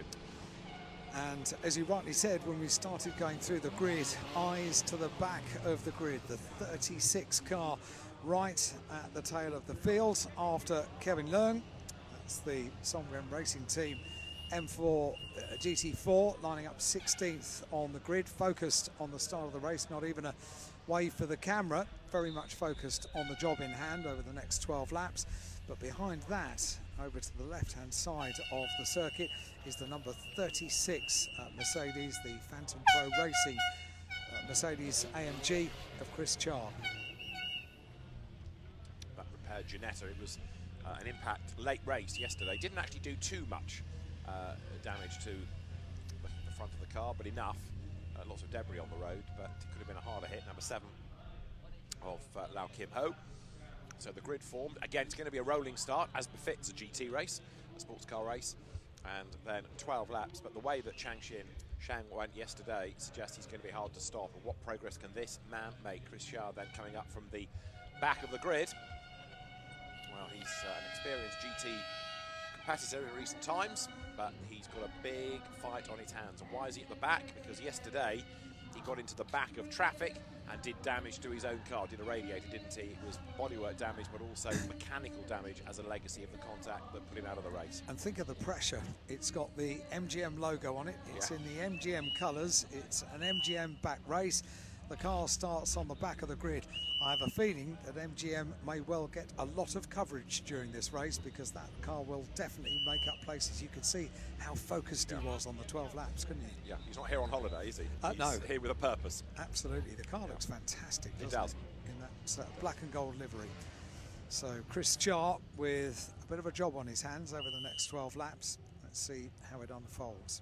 But a good start. He can pick off a handful and then make some progress. He's got to get through, I know it sounds obvious, but he's got to get through the traffic as soon as he can before the lead car of Cheng Chen Shang, which we anticipate will be the leader, starts to build the gap, because once the gap is built, it's going to be hard to claw it back. Yesterday, the Mercedes seemed to be stronger on the mountain course, the BMW quicker on this section. Yeah, you're absolutely right. And potentially not the way you would think it would be. The BMW looks a little bit more compact and a little bit as if it would be a little bit more nimble, and the Mercedes perhaps a little bit more wide and a little bit more of a handful, but that's not the case. It's just the way that you look car, and you see it the way it seems to sit on the circuit. But you're quite right, that was the advantage for the Mercedes, and we shall wait and see how it pans out over the course of 12 laps. I'm really pleased to see the Sunshiners come out. Every year we have such a huge support from the spectators to come along and enjoy this event in person, to be trackside. There is nothing like being trackside at Macau, and a bit of sunshine, bit of blue sky, that's the way to enjoy the day. And the build up essentially to each of the races, something to savour, isn't it, for the drivers and the teams and the spectators alike. The final countdown now, 2 lights on the gantry. That means the final clearing of human beings from the grid, other than those that are sat behind the wheel of a car, and we'll get the formation lap behind the control of the BMW safety car. We'll get the formation lap underway, and the important job of getting heat into the tyres. So an all BMW front row it is, with the number 88 car of Chang Chen Shang alongside Chen Zung Cheng in the 34 car. That's the front row of the grid. 3 BMWs in the top 4. Moxie Knock on the 3rd position on the grid. The sole Mercedes on the top 2 rows. Yes, and he was the best of the Mercedes drivers really because of Chris Charles' problem yesterday. He was behind him as the race was running, but then with the damage to the Phantom Pro Racing car, so up the order moved Knock. Right, green lights are on, green flag shown, formation lap underway. Rolling start time for 12 laps of this MGM Greater Bay Area GT Cup. GT4 machinery, effectively the Lotuses, the Exige, the Elise, they are GT Cup spec cars, but it's good to have them on the grid. And there is a man to watch, absolutely no question. Chris Cheer is about to have potentially the fight of his life on his hands, because he's got to get through the traffic. He's got to try and, as Alan was making the point, uphold the honour of his sponsor in their race. And it's not going to be easy around here, but I still reckon he can pick off a good handful of places before he gets to Lisboa. And it's got to be done, as you rightly say, early on in the race, hasn't it? The start is going to be absolutely critical from the ultimate row on the grid, right at the back of the grid. So they thread their way through, using all of the track now to get heat into the tyres. I know we talk about it a lot before the start of the race, but we have just seen a really clear example of how vital it is to do that before you get the start of a race underway. We've just had a touring car race here when, after 3 laps behind the safety car, the temperature goes out of the tyres, and it made for a very big accident as a result, we can assume, of temperature having dropped out of the tyres. Looked that way, didn't it? It did, rather, yeah. I mean, I know we're going off at another tangent here, but the cars that rather triggered it were minis that we've seen in UK 1-mate racing seem to be a bit accident prone if they don't have nice warm tyres. However, concentrating on GT cars for a moment, there's a lot to look forward to. There's BMW, there's Ginetta, there's Lotus, McLaren, Audi, and also Mercedes on this grid. There was a lone Porsche entered, but sadly didn't make it to the event. But even so, it's a nice, strong grid. GT4 is, in some GT categories, a class within the championship. In others, it's the standalone class. There's a very successful European championship. It is blossoming in America as well as in Europe and Australasia. So everywhere you go, GT4 grids are getting bigger and bigger. It is exactly the right GT category to have on the streets of Macau. Porsche fans, do not worry. Although the Porsche didn't make it, it was a Cayman, a 981 that was going to make it to this race. It didn't make it. However, we have some pretty impressive Porsches to look forward to in the GT3 race a little bit later on. Indeed, yes. Can't wait, because one of them has a story attached to it and will be worth watching. But, however, as far as GT4 is concerned, the way that he has been going so far this weekend suggests that Chang Shengjiang is going to be very hard to beat in that leading BMW event. There it is. He occasionally goes under the westernised name of Sean Zhang, but as far as this weekend is concerned, the entry list has him with his full title. There, number 99 BMW of Evan Mack. The Toro Racing car goes through, and a little bit further back in the queue, behind all the Lotuses, you've got number 27 Audi of To Chi, which is going to be another car fighting its way, no doubt, into contention after mechanical strife at the end of yesterday's race, which for an Audi is pretty rare. They're normally absolutely bulletproof. So through the MACAU hairpin under the control of the BMW safety car, heading down where the circuit opens up now. You've got the wall on the right hand side, the barrier on the left hand side, neat and tidy coming out of the MACAU hairpin, then down through Black Sands on towards the final couple of turns of the gear circuit here at MACAU. 6 kilometre circuit through Fisherman's. They will come. The final turn, our bend, and that's where we'll see the BMW safety car peel off into pit lane and get 12 laps of GT racing. Savour this moment. GT cars around the gear circuit at MACAU is something to enjoy. And as they make their way around the final couple of turns, the BMW will be getting the field into order. The 2x2 grid will line up 9 rows of the grid. They're all in line. The BMW pulls off to the left-hand side. The all BMW front row. The 88 car on pole position. The white and red machine of Chang Shang leads the field around the final turn up towards the starting gantry, and we're about to get 12 laps of racing underway any moment now here at MACAU. The red lights are on. They go out and the pedal goes down, and it's a good start by both BMWs on the front row of the grid. Just the advantage held through turn 1 for Chang Shang. The rest of the field all get safely around the corner, and it is the pole position car which has made the best of starts, but the number 79 car of Maxi Lock has gone into second place, demoting the BMW down a place. So a very, very good start by Moxie Lock. Already 7 places gained by Chris Shaw. Look at the background. He's midfield already. A brilliant getaway, and he's not done yet. As trying to fight back, look, as they come down towards Lisboa there on the outside line goes Chen Sun Zheng. He's taken his place back right around the outside, goes second. Great stuff. The leader, though, getting away already is Chang Shang. There is Chris Shaw. Another place gained. He is on a mission. Absolutely flying on the first part of the lap, which was absolutely what he needed to do from the very back of the grid. Everything so far has gone according to plan for Chris Jar, and that's the race leader. Everything has gone according to plan for the race leader as well. Chen Shan in car number 88 leads the fields up through the left-hander at Teddy Ip onto the Solitude S's, and we just got, before the camera changed there, a glimpse of the black and gold machine of Chris Jar. Exactly, David, what he needed to do. Absolutely right. So then as the cars then make the wriggle through the Solitude S's for the first time of asking, BMWs 1 and 2. McLaren on the prowl as well there. Look, the car of Ip Hun Ho. But Chris Cha will be working his way forward. A podium beckons for him, but maybe not a win, given the way that already Chang Zhang is going to try and pull clear of the rest of them. It's a great battle, though, going on behind, isn't it, here between Mercedes and BMW, because once more, having to work hard is Moxie Knock. He's got them queued up behind him, and there, 99, Evan Mack runs on his tail.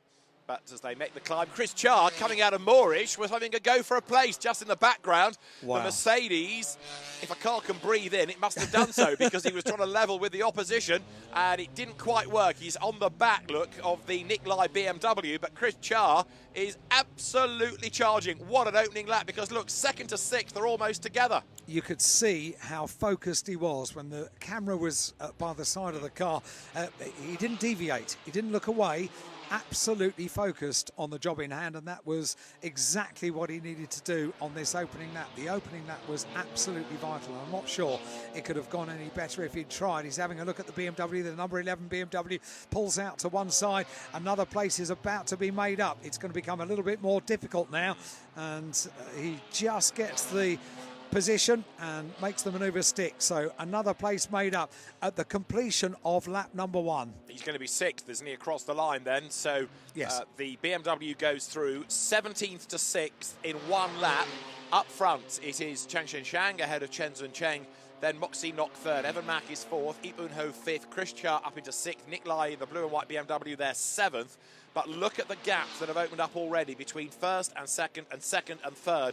And that's what Chris Cha has got to try and address once he's got past the McLaren here of as they come down towards Lisboa. Ip Un Ho, he's going to try the outside line. He breaks ludicrously late. Is he going to be able to go right round the outside? He is. Wow, that was very brave indeed. Chris Char has done it. And I'm not sure that was the calculated manoeuvre, but it absolutely worked. But it looked as if it might have gone horribly wrong at that point. But that's how determined he is to make up these places and make them up nice and early, and committed to that position. Looks like he's threatening for another position as well. He's got 12 laps in which to do this. Let's not see it go wrong when they're on the twisty mountain section. But he's pushing because he needs to get through. We're making the point. He can see cars getting away in the distance. He's got to take any opportunity he can to get through the traffic to try and minimise the time lost early on. And he's a bit stuck now, you're absolutely right, but not for the want of trying. Evan Mack, it is in front in the 99 BMW. Yeah, there they come, nose to tail down the hill as the Mercedes then fights and fights and fights. So they close up, coming through police towards Moorish. There is Moxie Knock, who is third. And Chris Char again has a look to the inside line, trying to unsettle Evan Mack. There's surely not room for them. He does back out of it, but he's serving intent just about everywhere now as they head towards Donna Maria. He certainly hasn't had a look at the book entitled Places That It's Probably Best Not to Try and Overtake on the mountain section at Macau, because he has tried everywhere, hasn't he, or at least shown his intent. And maybe the thinking behind that, although he knows that's not potentially going to be a place that he's going to make up a point, but it's applying the pressure to the car in front to hopefully get some kind of a misgear, a missed apex, something that offers an opportunity. It's just applying pressure. The reason being that the race leader has such an advantage already. 3.5 seconds at the end of lap number 1. Lap number 2 is now complete. Is the Mercedes going to get past the BMW? No, but just closes up onto the back of the car as it comes up towards the line to complete now. 2 laps in the book. And on the run down towards turn 1, is the Mercedes going to get past the BMW? No, slots in behind as they come into view. This has been a great opening couple of laps from Chris Char. Now he makes the move, pulls over to the left-hand side of the circuit. The car bouncing over the bumps down towards the turn and makes the place stick. So it really has gone very, very well indeed, hasn't it, for Chris Char? And that was on the outside line. I mean, that was brave. It was the longer line. Not only has he got past the BM, look at the gap he's pulled, even by the end of that one straight down towards Lisboa. So that puts Chris Char now up into 4th. I think I said a podium beckon for him. Well, let's see, because there he's almost now with Moxie Knock for 3rd place. He's only just been released from behind the BMW and he's almost caught the similar Mercedes. So it's BMW 1-2, it's Mercedes 3-4, and this is lap 3. Look, they're together. It is an 8-wheeled Mercedes AMG GT4. They are so close now as they come through the Teddy Yip corner to the Solitude S's. Moxie Knock is in 3rd place, but I don't think he's going to be able to hang on much longer because Chris Char right now is unstoppable. This is exceptional performance, isn't it? There are 2 laps completed of a 12-lap race to be fighting for a podium position on lap 3. Wow, just wow. The car started on the back of the grid. The car has been pacey all weekend. It's been one of the cars that we thought potentially could have been on pole position. It was the BMW that just nipped in time and took pole position and took the race victory as well. They turn into police, 2 Mercedes as 1. A lot of pressure there. And the Mercedes goes through on the run into Moorish. The Mercedes goes through. Moxie not let him go, didn't he? He knew that car was Didn't quicker. fight, yeah. And no, fair play, moved out of the way and gave him racing room. So Chris Char goes through. He is on a mission. Yeah, okay, he was helped there, but he would have got past anyway sooner or later. But the good news from his side is that it's sooner. And look, straight away he pulls clear. So now the target of the BMWs up front. Chen Zun Cheng will be the first target. Then this man leads the way. Chang Jian Shang up towards the completion of the lap comes 88 then. So the BMW from Harmony Racing that dominated the race yesterday comes through, and that looks like Dickie Chung's Ginetta in the wall, not for the first time this weekend. Yellow flags wave. Oh dear. And we were hoping that it was going to be a successful race yesterday. It was, and we were hoping it because that would have been the first trouble-free session out on circuit for the entire duration of the 2 days that we'd had thus far. And unfortunately, day 3 has not gone well for the Ginetta. It's the Ginetta that you can't miss, isn't it? The pink and white machine. And now we're seeing the Mercedes closing, ever closing. We've got that car out on track, and goodness me, this has been very, very exciting for the opening 2.5 laps. Chris Char lapping at the moment quicker than anybody else out there. The fastest lap so far has been done by the leader, but last time Chang Cheng was nearly 3 seconds slower, so he's doing 2:38s, Chris Char 2:37s, but the man he's chasing 2:41s. So Shah for second place is inevitable. Yeah. It might even happen by the end of this lap that he can tee himself up for the move as the rest of the field file through. So we're looking there, second and third. BMW, Chen Zun Cheng's car, and it's on borrowed time. Yeah, because the Mercedes closing, you can see the speed differential as they close up together on the mountain section down towards the left-hander at Teddy Ip, the wall on the left-hand side, the barrier on the outside of the corner. They disappear from view, come back into view, and the Mercedes has a look and sweeps through past the BMW. Well, that was pretty easy, wasn't it? Because the 34 car has come to a stop. So there was a problem for the car. It had slowed. It did rather look a little bit too easy. And there is a problem for the erstwhile second place car of Chen Zun Cheng. So Chris Char then released. It's all falling into his lap, isn't it, really? Cars stopping with problems ahead of him or drivers getting out of his way and letting him have an easier ride. But now it's going to be really tough because he was 17 seconds behind the race leader. There's the stricken BMW. More yellow flags fly. So Chris Char up into second spot. Now, can he do anything about bringing down 17 seconds? Do you know what would really help him right now with two cars stationary on the circuit? It would be a green BMW with flashing lights, wouldn't it, to bunch everybody up? Do you think that might happen? Let's wait and see, a shall we? BMW helping the Mercedes?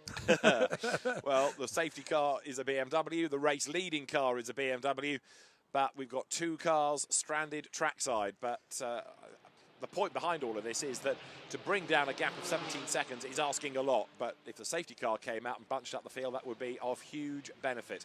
There, Moxie Nok is in third place, fourth is Evan Mack, and fifth is Ip Un Ho behind in the McLaren. That gives you a great idea of how the variety is in GT4. Different shapes, different sizes, the almost touring car shape of the BMW, the supercar shape of the McLaren. And they compete side by side, which is exactly what they're looking to do, with the McLaren just having a look as they come up towards the completion of 4 laps, with Evan Mock defending and still in front, the number 99 BMW of the McLaren. And the McLaren has to just slot in behind. And thus far, we've not had to have a safety car intervention to recover those two cars out on circuit. But you know what? You might not need it if you're Chris Char, because the gap went from 17 seconds to 11.9. So as there, to the inside line goes Ip Un Ho. He tries to get up the inside of the BMW. Really had to stand on the anchors there to avoid contact, and as a result, has to drop it down an extra gear. He loses momentum coming out of the corner, and the gap stretches. Last lap through, Chris Char, 2 minutes 36. The leader, 2 minutes 41. So it's partly, I think, that Chang Xianshang is driving within himself, but Chris Char is throwing everything at this. We have a race on our hands, don't we? And it has been a thrilling race so far. The car that is in the colours of the title sponsor, MGM, the black and gold machine from the back of the grid. Number 36, Chris Char, has been incredible to watch. The BMWs have been going so well and have been so dominant. We've got this battle now between BMW and McLaren. It's the battle for 4th place. We've got the stricken Janetta of Dickie Chan on the outside of the circuit there. They know that car is there. Are they going to be able to continue with the other BMW, the 34 BMW, the car that was in second place? That car came to a stop just as the Mercedes came through. It's almost like the BMW said, oh no, I know you're really quick. Actually, I'm not going to go anymore. Terrified into submission. I'm afraid so. Being given a tough time right now, look, is Moxie Nok with the Evan Mack BMW flashing its lights there, saying, get out of the way. Well, Moxie Nok is fighting for position. He didn't put up as much of a fight to Chris Char's Mercedes, granted, but he's the cork in the bottle at the moment. The Mercedes repelling the challenge of the BM, which has then been caught by the McLaren, and then Nick Ly's BMW coming into the MACAU hairpin there in 6th place, the blue and white car. Road opens up, down through Black Sands they come. And the McLaren of Ip Un Ho still then trying to find a way ahead of the BM. It came close to doing so at Lisboa a lap ago. Is he going to be able to try again on the next lap? They're about to start it. The top two have gone through. Okay, follow my maths here. 17 seconds, then it became 11.9. Now it's 6.5 between the top two. Wow, and we are on lap 6 of 12. It is the half distance lap, and as we say so often, anything can happen at Macau.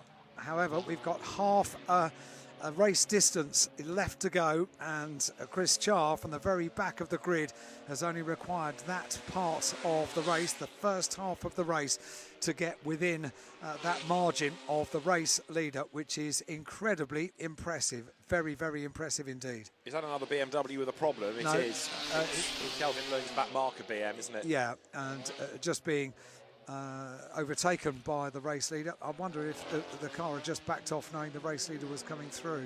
Possibly, but its laps have been very, very slow. Its best, a 3:23. It's nearly a minute off the pace. Yeah. It retired with mechanical problems yesterday, and we know that Kelvin Leung, who's won the road sport race in the past here, is a pretty handy peddler. So there's something not right with that car. It's been plaguing it all weekend, so it does have a problem. There's Chris Charr that's gone through as well, through the traffic, and there is the now lapped BMW from the Simpleng Racing team. So the lead gap down from 17 to virtually 12 to now 6.5 seconds. Now, is this that Chang Xian Zhang just can't go as quickly, or is it that he's quite content to relax his pace, keep out of trouble, and turn up the wick if required towards the end of the race? So the BMW, it's been the car to beat in race trim this weekend. The 88 car turns through the left-hander, heads up towards MACAU hairpin. The no overtaking zone on its own at the moment, but like a bullet into shot comes the Mercedes in second place. Wow, the speed on the approach to the MACAU hairpin. There is a job yet to do for the car that started on the very back of the grid. There is also a job to do for the McLaren that is, we've been watching of Ip Un Ho in the McLaren, currently in fifth place. That great battle with Moxie Locke and Evan Mack and Ip Un Ho, because Ip Un Ho is the top Macau driver. So the honour at stake for the local driver, and quite a car park up at the MACAU hairpin. That was the two Macau drivers getting together, wasn't it? Ip Un Ho being hit by Nick Lai behind him as they all concertinaed. Just intrigued to see what the lap time is going to be on this next lap of the race leader. It's another lap in the 2:41s. So the lead gap now is down to 2.4 seconds. This is game on, isn't it? Now from 17 to 12 to 6.5 to 2.4. It's an astounding effort, but why are the lap times, relatively speaking, so slow for the leading BMW? Because he'll know that the gap is coming down and there's half the race just under to go. Can he turn up the wick? Can he get away? Or is now the BMW stuck at a pace that he can't improve upon? And also bear in mind that the race-leading BMW has also the overall fastest lap of the race so far, which was a 2:35.279. 2:79 compares to the last lap for Chris Charr of 2:36.153. The pace has dropped off for the BMW, hasn't it? That's my point. Is it a problem, or I thought initially he was just driving within himself, but now that the Mercedes is within 2.5 seconds, you think he'd be pushing on again. As they're a little bit wide goes Ip Un Ho, and he's dropped away from Evan Mack, and he's got his mirrors absolutely full of Nick Lai and the BMW then as they come up the hill. San Francisco Hill, this section of the circuit, but up front the lead gap has been coming down and down and down absolutely remorselessly between BMW and Mercedes, and if Chris Charr could win this up from the back of the grid, it will be quite some result, wouldn't it? Happy sponsors, that's for sure, and a very happy driver as well. We saw the focus down there on the grid, all the way on the back of the grid, looking, you can imagine what that would feel like for a car that you know is going to be running at the front, to be looking at the back of every single other car on the grid before the start of the race. Around this circuit, notoriously difficult and technical and hard to pass. Well, he knew what the job was. He had to get himself absolutely in the right frame of mind before this race, and we saw part of that focus before we got the race underway. Indeed so, as there Nick Lai in the BMW closes again onto the tail of Ip Un Ho for the honour of not only fifth in the race, but also of the top Macau driver. Through police they come up towards Moorish and then up towards Donna Maria. This is the approach to that long looping left where the BMW closes again onto the back of Moxie Knock. But what's going on for the race leaders. We'll see in a moment, no doubt, because the BMW up front being reeled in. It's just gone across the timing line, and the new fastest lap of the race, 2:34. So the gap is up to 3.3 seconds. Chris Chia, in fairness, has done a personal best at 2:35.7, but the lead gap stretches up a little bit. So it was, I think, therefore, Chang Chen Zhang driving within himself, and now he's decided enough is enough. Let's just start to push again. Yeah, we think the car's okay if it can put in the fastest lap of the race at 2:34.8, with the Mercedes now 3.3 seconds behind at the end of 7 laps out of 12. 7 laps completed around the gear circuit here on Grand Prix Day. Make no mistake about this. We talk about the sponsors. We've been talking about the sponsor of this Greater Bay Area GT Cup, MGM, and of course the logo on the side of the car that's been working its way through the field from the back of the grid. But all of these drivers have put deals together to be racing this weekend.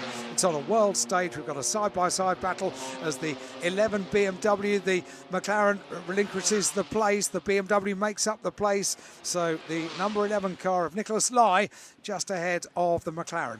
So he goes 5th and becomes the leading Macau driver in the race as well, and having got through, starts to break away, doesn't he, by 3-4 lengths, even before the Lisboa right-hander there. So good pass that by Nicholas Lai at the fast section of the circuit going down towards Mandarin. Brave stuff. So now it looks as though order is being restored up front, doesn't it, with the efforts of Chang Shen Chang to build the advantage once more over Chris Chia in 2nd place.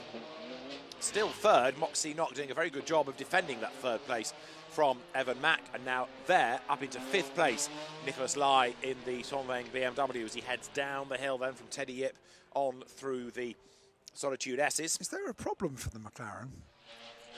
Possibly. Possibly.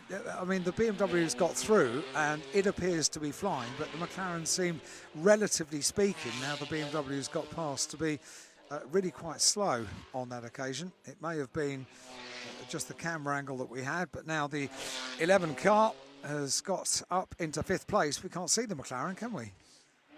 No, it's fallen away quite markedly. You're absolutely right. So need to keep an eye to that. But this is the leading car, and the gap hasn't shot up massively. There's a flash of the lights there to the back markers to say, do not think about getting in my way.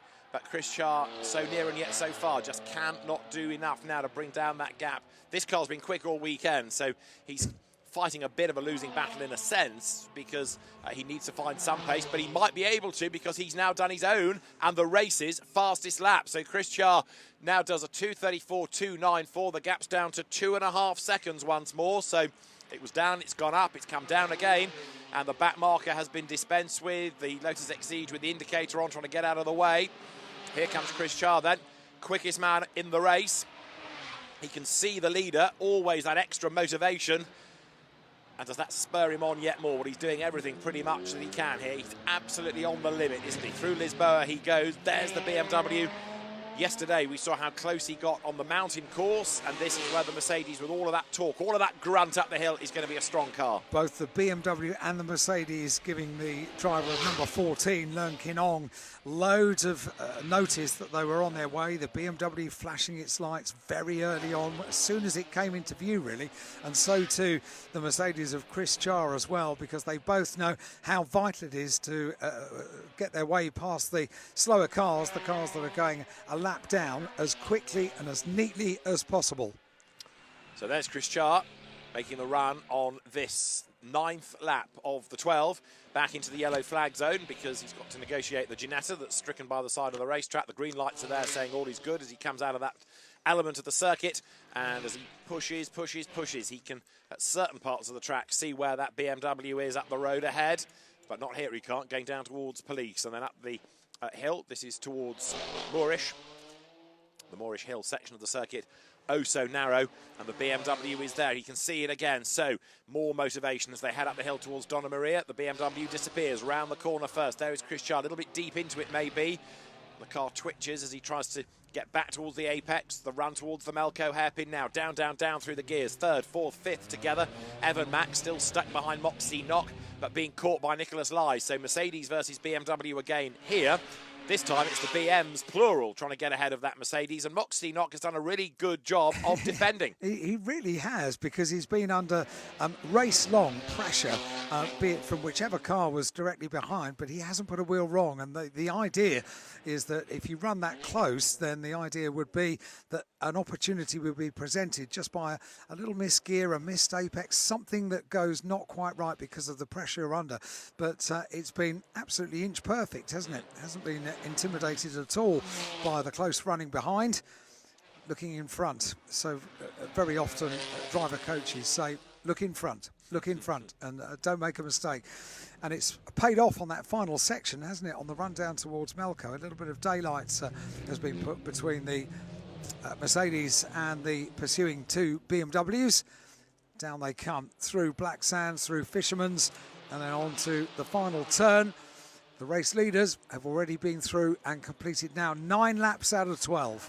And the gap is down again, 2.1 seconds, less than ever, between Chang Chen Xiang and Chris Shah in second place. This is third. Moxie Knock trying to break any slipstream effect that he might be giving. You see the way the nose dips then as he hits the brakes and turns into R bend. A rather wider entry to the corner than evinced by Evan Mack, but it works for Moxie Knock because he comes out ahead, and by an increased margin through he goes third. Fourth, Evan Mack. There, fifth is number 11, then the BMW, Nicholas Lai. And Nick Lai comes out of reservoir down towards Mandarin, getting closer and closer and closer to the tail of the Toro Racing BMW. This shows you not only the speed of the car, but how bumpy certain sections of the MACAU circuit are. The BMW is fourth and fifth, then down towards Lisboa they come. But remember, the two race leaders now, with only 2 laps to go, are looking strong. Sorry, 3 laps to go, I should say. And there, Nicholas Lai dives up the inside, contact inevitable, turns Evan Mack around and blocks the road briefly.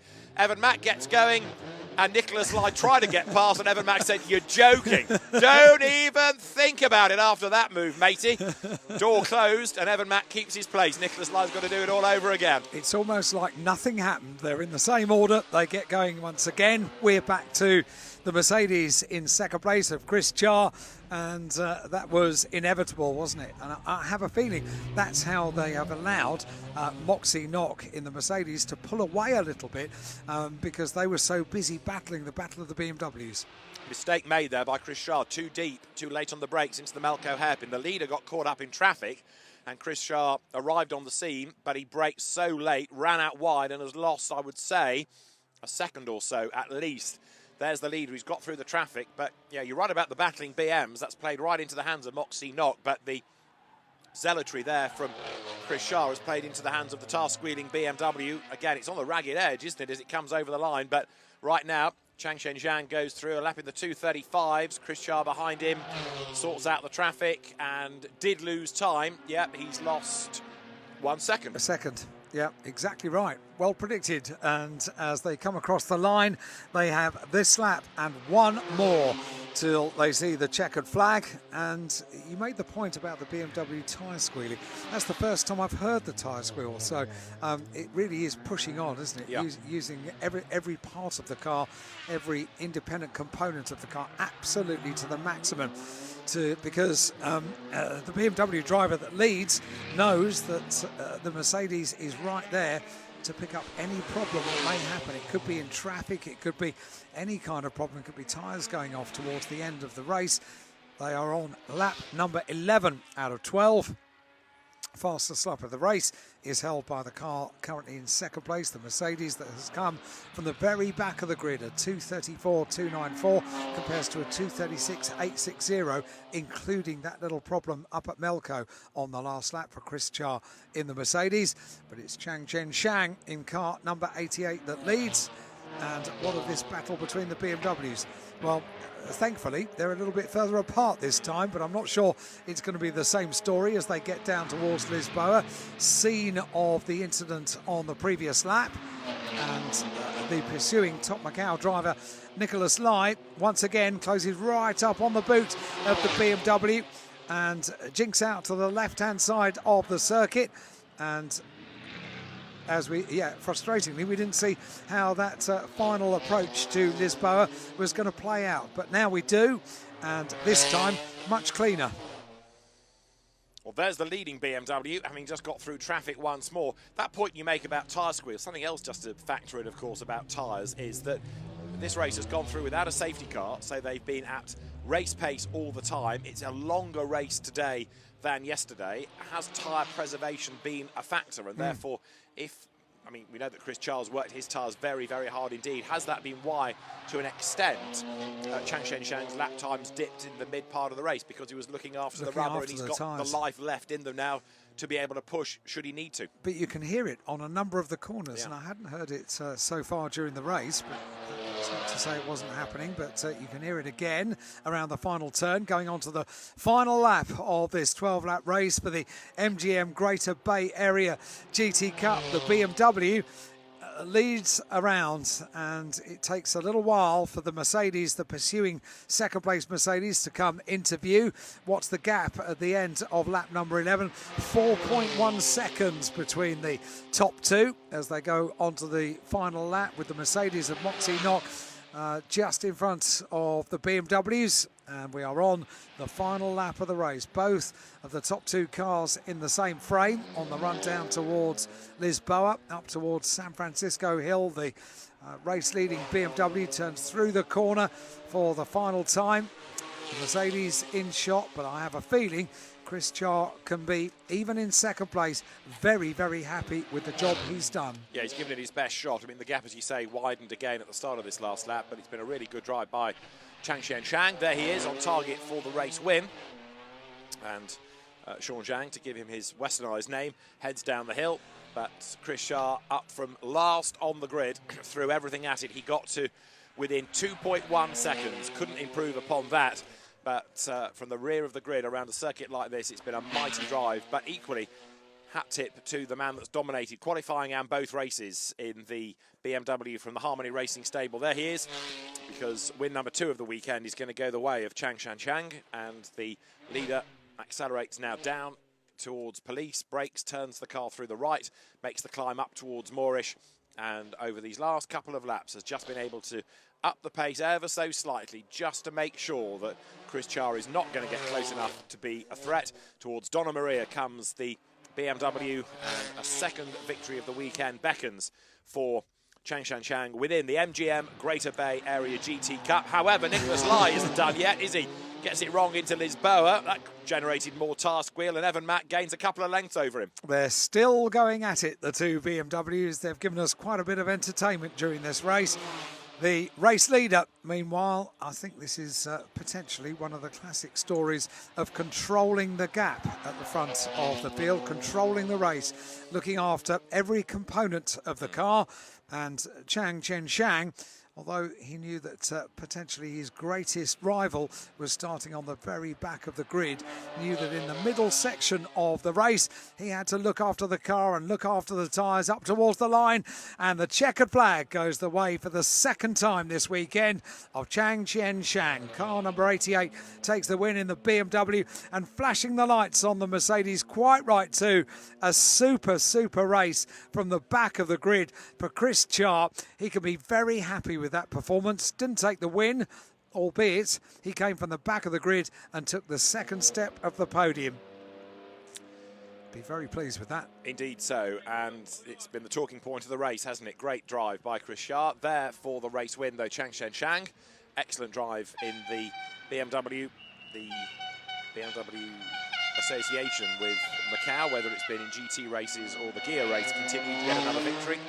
And you get the feeling, don't you, that advanced 12 months, the GT4 grid is going to be absolutely brimming. Yeah, you do get that impression. And here the support for our race winner around the circuit on the slowdown lap. Oh no, the number 14 car has come to a stop on the final lap, Learn Kin Ong, and that car has come to a stop. The marshals indicating for everybody to keep out the way, and so too a great race for Moxie Knock. We're under so much pressure for so many of the 12 laps, and in the Mercedes about to take third place. Well done, congratulations, super race for Moxie Knock. And then the BMWs, I wonder if they're still talking to each other now. Well, only one headlight's working on the number 11 car now. Nicholas Lai, who drove a very good race there, Nicholas Lai. He did start 4th on the grid, so in terms of the result, he's gone backwards, but he was one of the more feisty drivers, wasn't he, in that race? He was quite prepared to get stuck in and try and make things happen, and happen they did, hence the damage on the front right corner of the BMW. But he fought his way to be the leading MACAU driver, getting up ahead of Ho in the McLaren. It did finish, but a rather delayed 8th. So you were asking the question as to whether it had a problem. Yes, it did. Right, was it? Yeah. It did soldier on, but at a slightly hobbled pace. So it became 3rd MACAU driver in 8th place. 2nd MACAU driver was Luman Kitts and Nicholas Lai, as we've said, in 5th place overall. Car number 11, the top MACAU driver, as a race winner, Chang Chen Shang, on the slowdown lap, acknowledging the marshals around the circuit and about to enjoy the post-race celebrations down in Parc Fermé. And so too there'll be celebration for Chris Char in the Mercedes through the MACAU hairpin past the marshals, traditionally waving all the flags on the slowdown lap, showing their appreciation for the drivers, and vice versa, the drivers thanking the marshals for all they do for this event to allow us to race as safely and as speedily as we possibly can. So that's it. That's your top 2 drivers on the podium for the MGM Greater Bay Area GT Cup. The BMW of Chang Chen Shang, 2 race wins over the course of this weekend. And right up behind him from the very back of the grid, 17th on the grid, the 9th row of the grid, Chris Char in the Mercedes, recovering after a troubled race, 8-lap race for race 1 of the weekend. Into pit lane, the top 2 go, and their advantage over the 3rd place car of Moxie Knock is quite a wait for the car to appear to join them down in Parc Fermé. But it'd be good to see what the reception is between the 2 of them as they appear down in Parc Fermé. Yeah, true enough. Well, Chang Chen Shang wins for the 2nd time this weekend from Chris Char, with Moxie Knock taking 3rd, Evan Mack 4th from Nick Lai, and then in 6th place, number 27, the Audi, which is a car we didn't really see during the course of the race, but To Chi got himself 6th from 14th, which was another very impressive drive up through the order, wasn't it?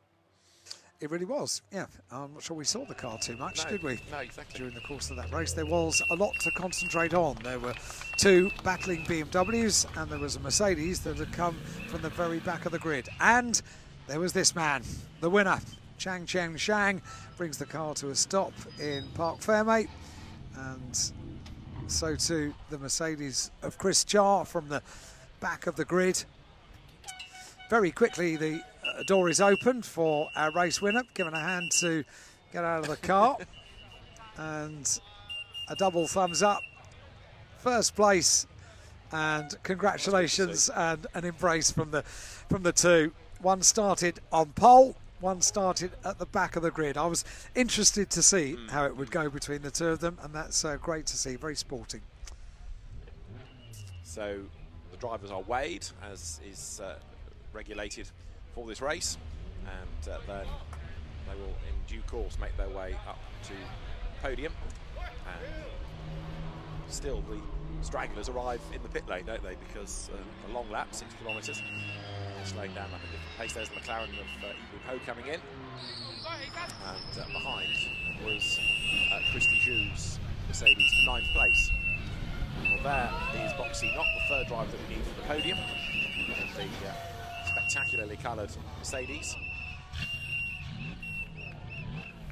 That's Marshall with his whistle. He's having a field day. There's the BMW of Nick Lai that arrives, and the Mercedes will park, rumbles its way into position.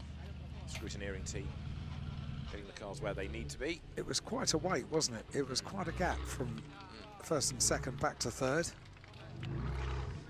The top 2 were very much in a class of their own, weren't they? Pace those cars have had has been electrifying all weekend, yeah. And it goes to show how quick Chris Char was from, you know, even starting at the back of the grid. It wasn't long, as we've been saying, before he was up into the top 6. That was a lap. And then to be able to go from 17 seconds away from the race leader, in the end, the gap was 10, I'll grant you. but that's because he lifted off at the end of the race and realised he couldn't catch. But it was a very impressive drive by Chris Sharp, and good by this man as well, Moxie Knock taking the last podium place.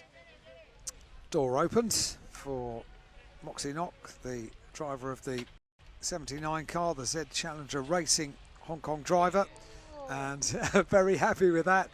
And I think they're all a bit worn out, aren't they? It's a long race, 12 laps around the gear circuit here at Macau. It's a very, very physical activity, and I think there is an element of relief when they get back to Parc Fermé, particularly if they're going to be on the podium, which we have now seen all three of the top three drivers appearing in Parc Fermé. So they will, after being weighed, all of the necessary technical checks that have to take place before the drivers are released, and they can make their way down to the podium area to get ready for our podium. 55 car being recovered, that's Kenny Chung's car, and the 14 car of Leung Kin Ong, his car going onto the back of the flatbed recovery vehicle to be recovered back to the paddock as well. Real shame that car hit problems, because the Exige is an older car, but it's good to have that variety on the grid. Moxie Knock absolutely delighted with that podium finish. Got third yesterday in the 8-lapper, but in, if you like, the main race, the longer race, the feature race, then third place, a great result. The presenters arriving at the podium, representatives of MGM and also of the Macau Government Tourism Office to make the presentations this time around, but we'll come to that in a few moments. So there is the race winner, that being Chang Xian Zhang, and he will go to the podium very shortly. Oh, sorry, no, I'm telling you a lie. It's Nicholas Lai that is being shown, the BMW driver, who doesn't get to go to the podium despite his best efforts. But we will have the winning drivers there in a moment or two. And more GT cars to come before the end of the day. Touring cars are next, because the gear race will be the next race on the circuit. Then we have the GT3 field, the GT Cup. And then to complete the racing, of course, is this tradition you end with the Grand Prix itself, the 68th Macau Grand Prix. This year for, again, Formula 4 single-seaters.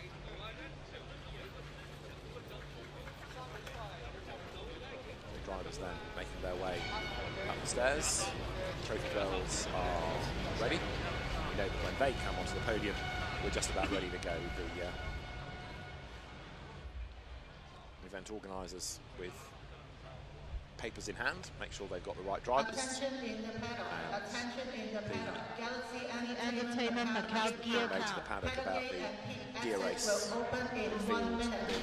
Ushered forward in this time. Will open in 1 minute. The podium beckons for our GT drivers. GT4, as I've been saying, continues to go from strength to strength, and now here it is again in a different part of the world, proving to be a big success. Familiar cars, familiar brands, and still delivering good racing and good grids with new teams operating the cars. Of course, season on season, as more people start to see the benefits and the merits of GT4. Right, our podium for the MGM Greater Bay Area GT Cup is just about ready.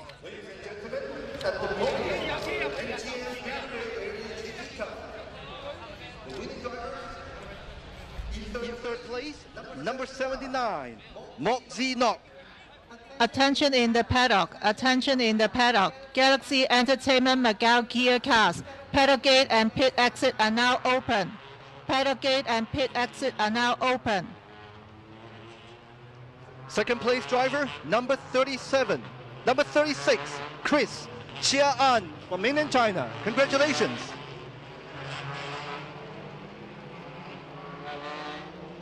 And the winner, number 88, Chang Xian, driver from Taipei. Congratulations. The grand reception. And now, may I ask Mr. Tian Han, Senior Vice President of Strategic Marketing of MGM, to present the trophy to our third place driver.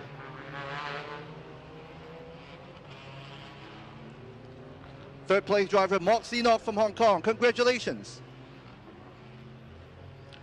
May I invite Mr. Peter Chen, Senior Vice President of VIP Operations of MGM, to present the trophy to our second place driver, Chris Sha'an. First the laurel, and now the trophy. Congratulations.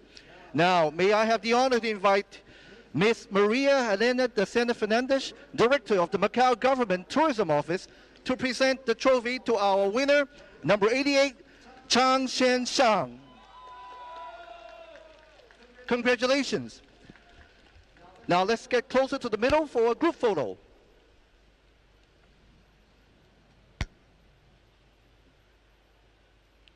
Trophies in the air.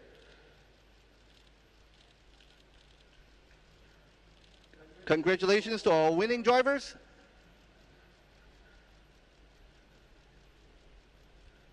And our presenters, thank you. And congratulations then to Mok Sinok for third place, to Chris Shah on for second, and to Chang Xian Zhang for the race win in the MGM Greater Bay Area GT Cup.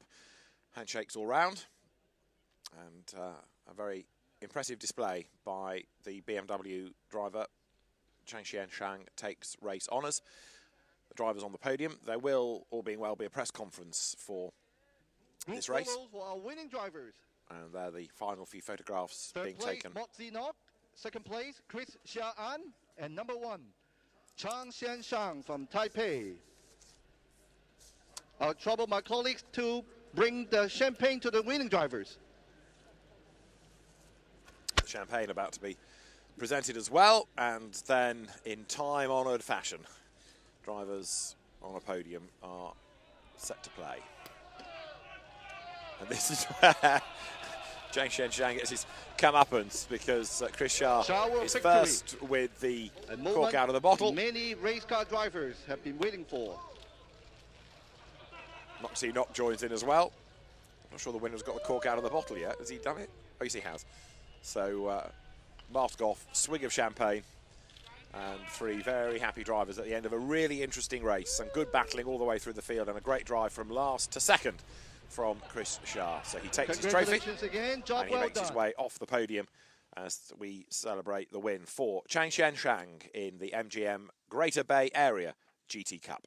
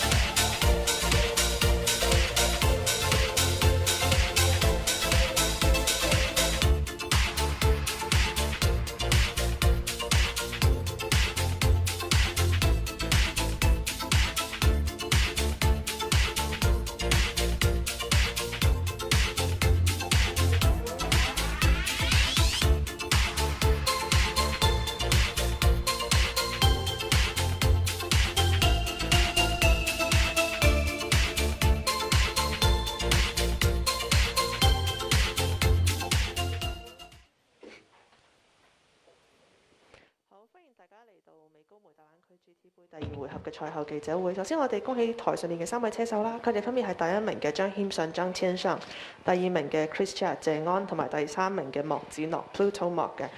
我哋由第1位車手開始問啦。張千尚，我們看到你從杆位一直領跑到最後，可以跟我們講一下你的感受嗎？今天從杆位起跑，然後我前面起跑之後，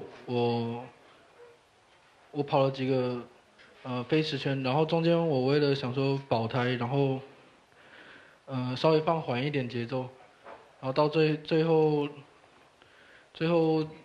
幾圈之後又開始推進自己的速度，把節奏拉起來，然後最後很高興能獲得冠軍，然後冠軍帶回這樣子。然後也感謝我的車隊和谐赛车 MP Racing， 然后感谢我各大的厂商，谢谢。 Our winner Chang Qianshang is very happy to take the win. In the beginning, he's trying to push, and then when it comes to the mid part of the race, to keep the pace, he tried to keep the tires so in order to be able to push in the final laps to take the win. He's very happy to be on the podium, to be winning the game, and he'd like to thank his team and the sponsors. Okay, we come to Chris. Chris 見到你由最後一直追到第二，比賽非常之精彩，同埋咧仲要代表 MGM 攞到 MGM 大灣區 GT 杯嘅比賽添，相信佢哋都一定好開心啦。對，我想我得先感謝我的贊助商吧，因為他們在這一場給了我很大的一個支持。然後昨天第一回合的比賽，我是在這個爭奪的過程中，這個跟其他的賽車發生了碰撞，導致遺憾的退賽，所以今天只能從最後一名這個開始發車。然後就賽前我們跟工程師做了很多的可能性和模擬，我們也覺得說按照我們的速度應該是可以站上頒獎台的，所以我一直在堅持這個車隊給我制定的策略，集中精神，把每一圈這個12圈全部都當成排位賽的飛馳圈來跑。然後這個我很高興，過程還是這個比較順利吧。然後這個對手也我覺得也都開得非常的好，也都非常的文明。然後所以也很高興今天能夠代表 MGM 也代表這個 Phantom Pro 車隊，然後站上頒獎台。然後這是我這個第2次來澳門了。然後我相信以後的比賽我還會再來的。謝謝。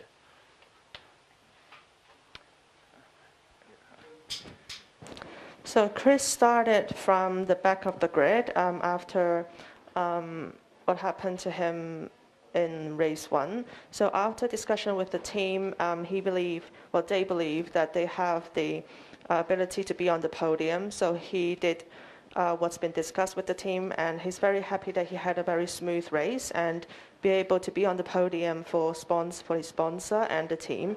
And he's looking forward to coming to Macau again next year. 好，第3莫子樂，我哋見到咧，其實你喺比賽過程當中咧，追前車之餘咧，都要抵禦你後邊嘅 pressure 啦。咁見到後來咧，後邊嗰兩嚿 BMW 就開始爭位啦。其實會唔會都卸到少少嘅喺你身上嘅壓力咧？其實成個週末係我第一次揸呢架賽車，咁所以咧，我喺星期5適應架車唔係好足夠嘅情況之下，去咗星期6嘅 race 1咧，我發現我係個 pace 推唔到好似前面頭2位車嘅時間，即係可能做到1圈2圈，但係我唔想勉強自己，因為始終架車唔係自己嘅。咁亦都因為咁咧，今次我用新胎，尋日就用舊胎。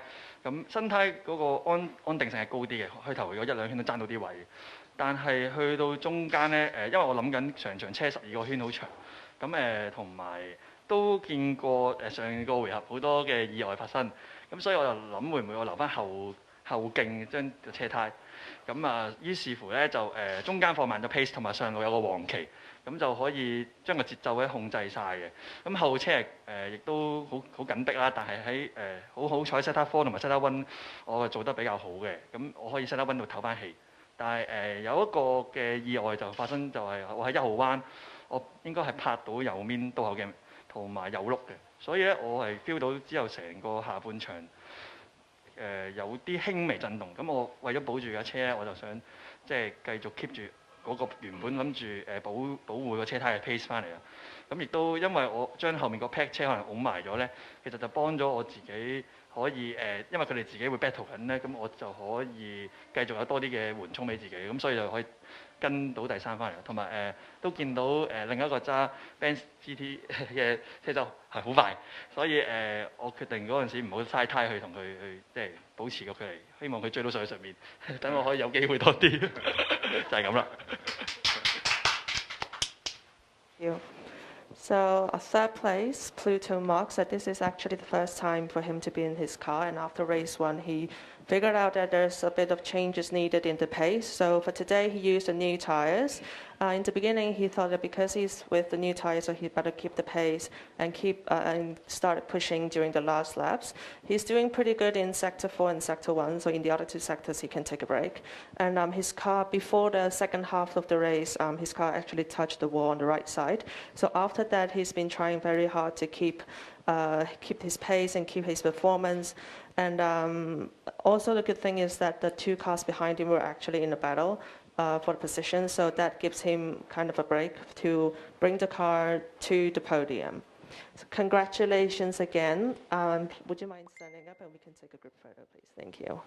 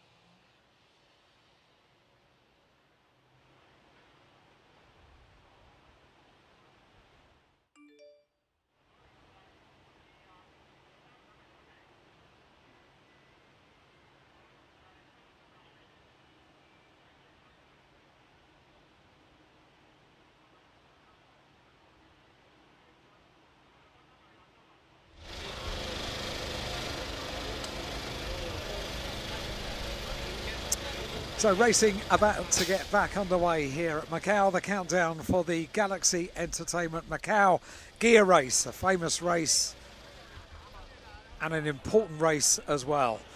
Looking at a well-known driver. Well, we've got the car of Marc Xinhua on pole position, and alongside Zhang Shishang in car number 36 on the outside of the front row of the grid. They had an 8-lap race yesterday, as did all of the races that we have here at Macau, and we'll have a 12-lap race today. Looking at the 28 car, that's the car of Lo Si Ho, and alongside the local driver, Macau driver with a huge amount of experience, number 26, Philippe de Souza, alongside on the second row of the grid. Back to the third row, and it's back to the Link & Co Shell team with the number 12 car of Sunny Wong in car number 12. Every driver knows just what it is to be here at Macau. All of the support that you can hear from the spectators and the grandstands. The number 81 car is next. It's a very full grid, this. The 81 car of Huang Chu Han in the new faster Audi. Next row back, the 27 car.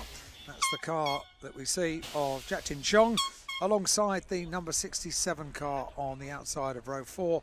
That's the 67 car that we're making our way around now. That's the VW Golf of Yang Chang. Next row back is the 51 car, Ui Fan, in the 326 Racing Team Audi, alongside the number 8 machine.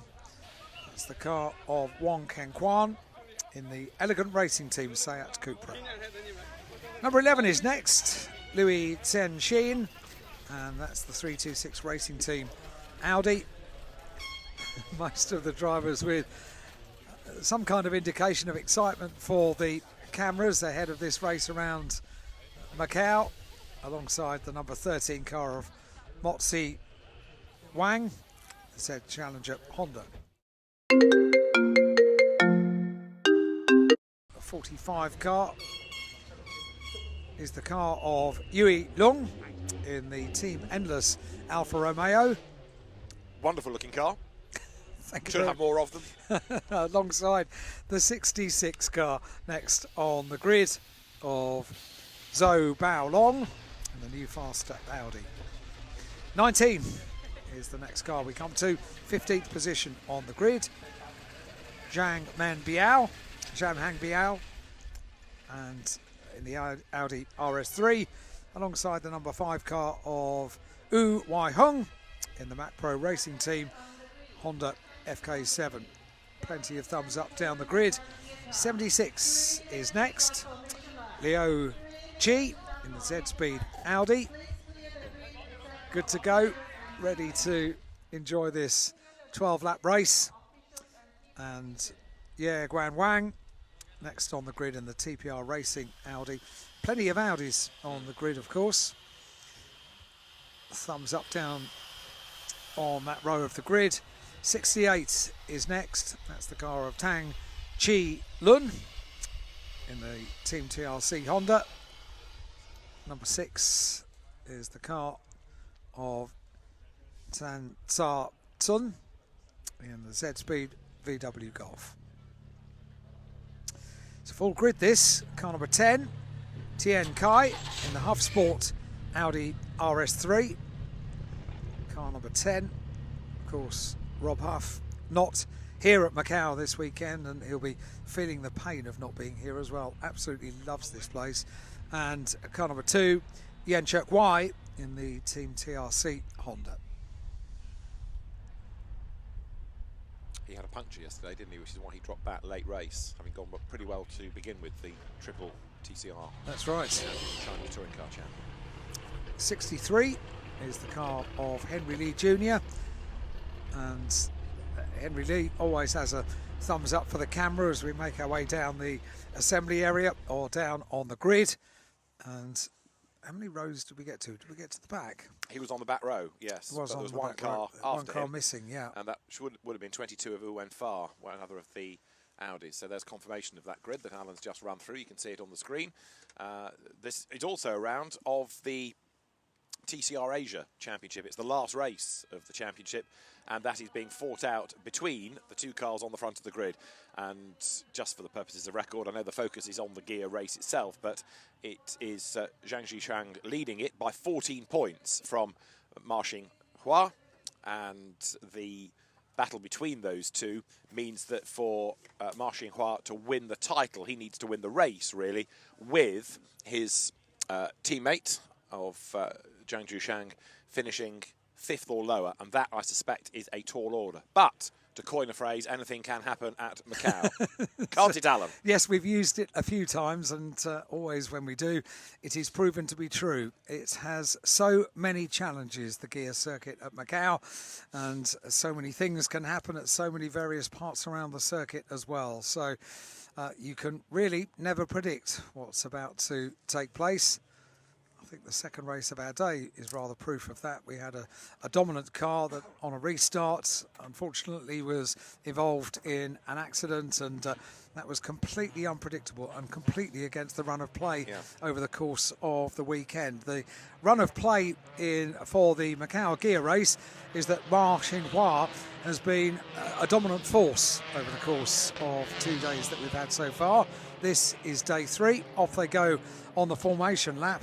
And if things were to go according to how they have gone so far, we will see victory for this car, the number 33 car, the Lincoln Co car that we know is good around the streets of Macau. It's been proven already over the last 2 days, and over the course of 12 laps, Ma Xinhua in the 33 car, the car to beat.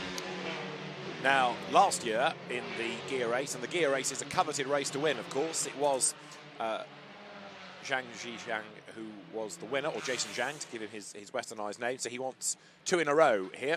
He is the China Touring Car champion. He's an experienced peddler of GT cars as well as touring cars, and starts very much as one of the favourites. But this is going to be surely drama-filled. Touring car races around here are always spectacular.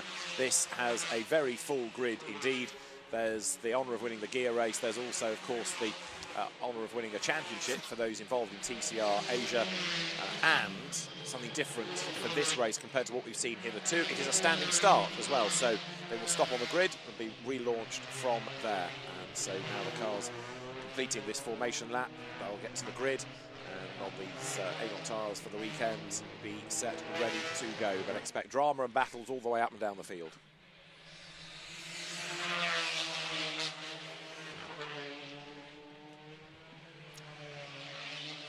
So you've got the cars coming downhill, and there the rest of the field getting some warmth into the rubber. The Alfa Romeo Giulietta goes through. That's the car from Yulong, the Team Endless entry.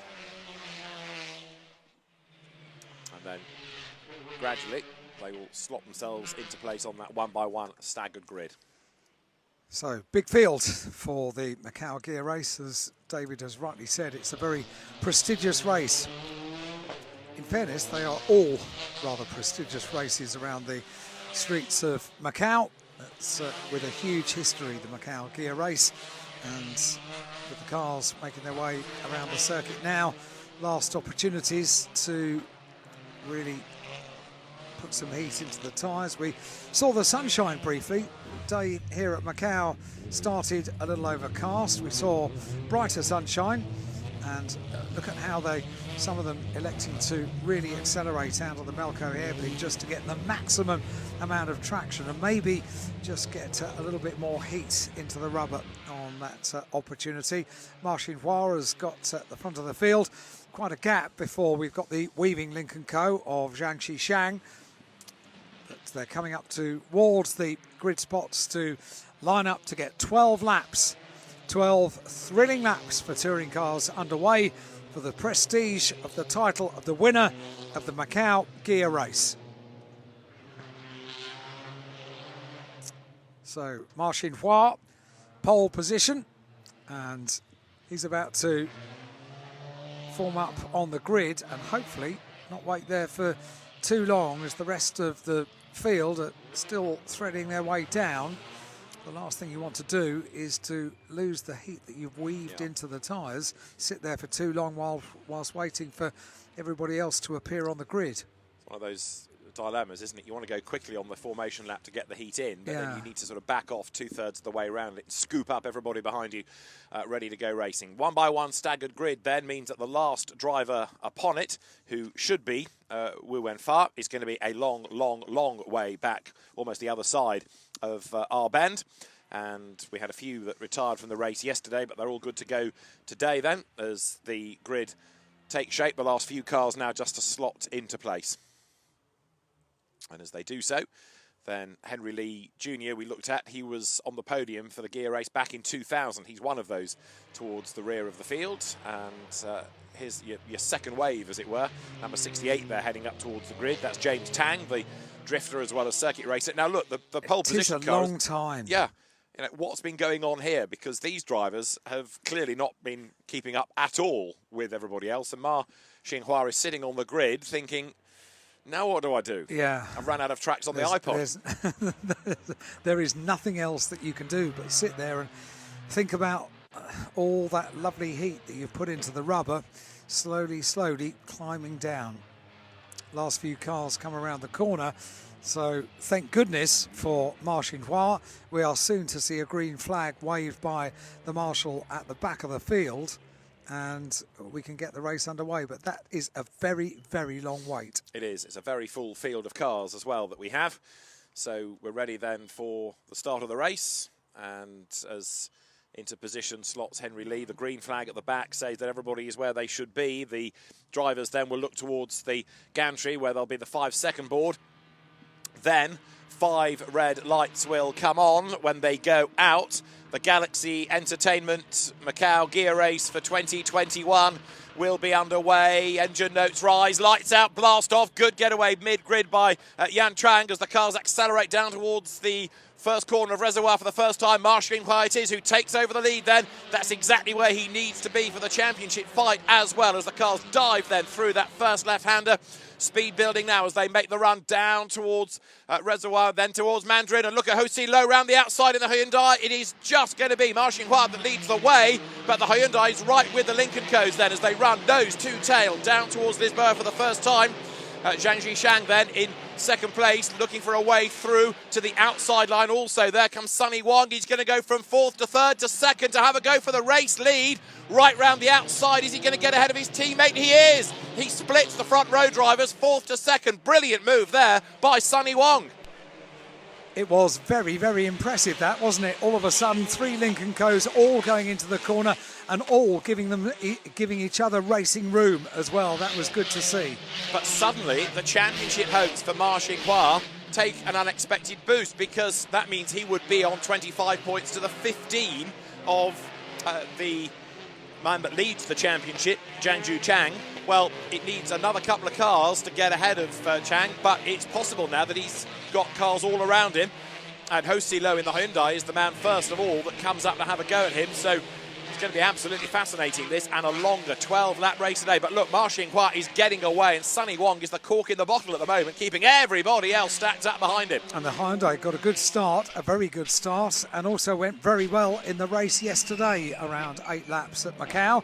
So we shall wait and see how this story pans out during 12 laps for the Macau Gear Race in 2021. Here we go. Coming back into view is the very, very fast starting and great opening half of the first lap for Sunny Wong, car number 12, and that's car just ahead of the 36 car of Zhang Zhishang through the MACAU hairpin. Got the gap before we've got the race leader. That's the race leader, 33, Ma Xinhua, down through Black Sands, down towards Fisherman's. And we've got a car which has stopped, which is the Audi. It's the number, I can't quite tell which Audi that is, which is being pushed back, but I think it can quite quickly be put into a place of safety. We've got just jinking out from behind the number 12 car, just making the presence known, the 36 car of Zhao Xinchang. And as they come, they also have to bear in mind that the Hyundai is right there with great pace this weekend and having had a very good start. Yeah, you need to look for the Hyundai. It's not going to be all about Lincoln Co's.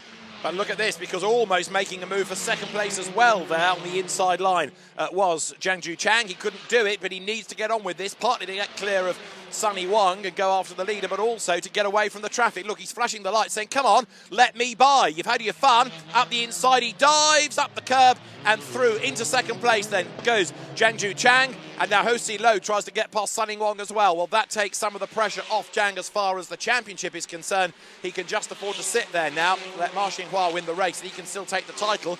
But the battle is on for third. Ho-Si Lo in the Hyundai look crawling all over Sunny Wong as they make the climb up the hill. Yeah, the Hyundai looking very pacey indeed at the moment, and having a look there and having to make a bit of a correction as well, banging on the brakes. And bear in mind also just behind is the 26 car of D'Souza, who has had good pace here at Macau, always does as well. So the Hyundai attacking and defending, and all in the section of the circuit that you would rather not be doing either. That Hyundai is on the limit, isn't it? It's almost got the mirrors skimming the barriers as Ho-Si Lo tries desperately to stay with a touch of understeer over the brow there on the back of Sunny Wong's Lincoln Co. And then Felipe D'Souza, and behind him, the next of the Audis, Huang Chu-han's car, tucked up behind. Huang Chu-han, the 2019 TCR China champion in the gold-nosed Audi. So that battle pack is growing. But up front, Ma Qinghua leads the way. He's on his own. He was 2 seconds clear at the end of the opening lap, but then now Zhang Zhushang is going after him, no doubt about it. This is the fight for third, fourth, fifth, sixth, down to the MACAU hairpin. And Ho Si Lo in the Hyundai, who was very, very racy yesterday, finished in fourth place, is absolutely determined to get himself on the podium.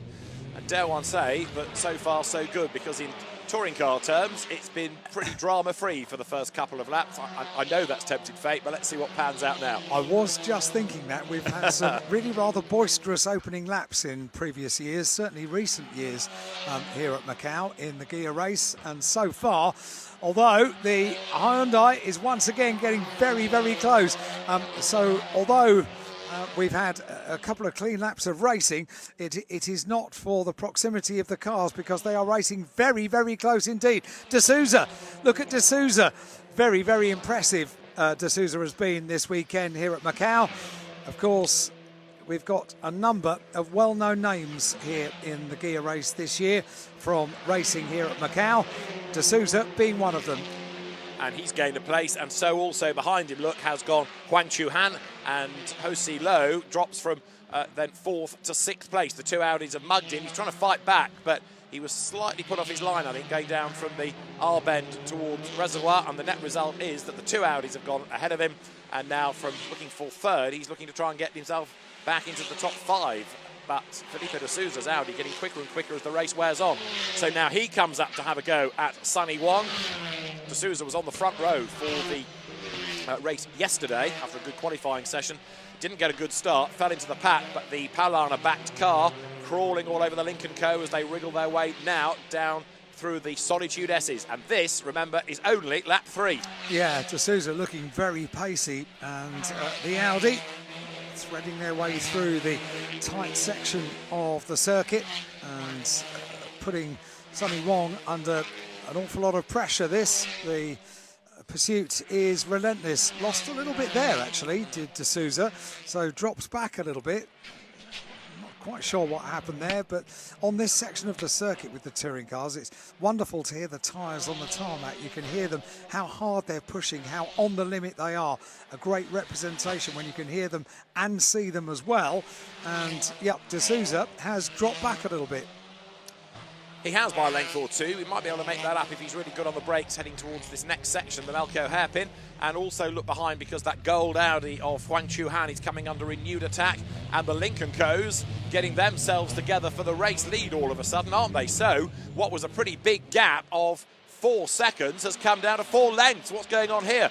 Ma Qinghua has given away the advantage. Last time over the line, it was 4.6 seconds. Now it's about the width of a gnat's crotchet as they come down towards the R-bend, and that means the leading quartet's all bunching up as well, because Sunny Wong is closing back onto the tail of Zhang Zhushang, and he's taking De Souza with him. So all of a sudden, it's a 4-way fight for honours. And Felipe de Souza here is very much the underdog, because he's got 3 teammates out of the Teamwork Lincoln Co squad. They're ahead of him. So a fastest lap of the race has been posted by Ma Qinghua, a 2:33.273. Compare it to that lap, a 2:40.511. So something happened. We didn't see what it was, but now he is having to properly defend for the lead, because Zhang Zhushang is right there behind, pulls out to the left-hand side of the circuit, just goes in behind. There are plenty of laps left in this race. 3 Lincoln Co's at the front of the field. What happened to Ma Qinghua? Must have been an error somewhere, and I suspect it might have been at the hairpin, as there the Hondas to get together. Looking all feisty on the inside line there. Was that number 2? Yes, it was, going through on the inside line. Andy Yan, he's a driver in a big, big hurry, making his way up from 22nd on the grid. And he was 8th, and he's now 7th. And drama there, because straight on at Lisboa has gone Wang Keng Kwan in the Elegant Racing Team entry.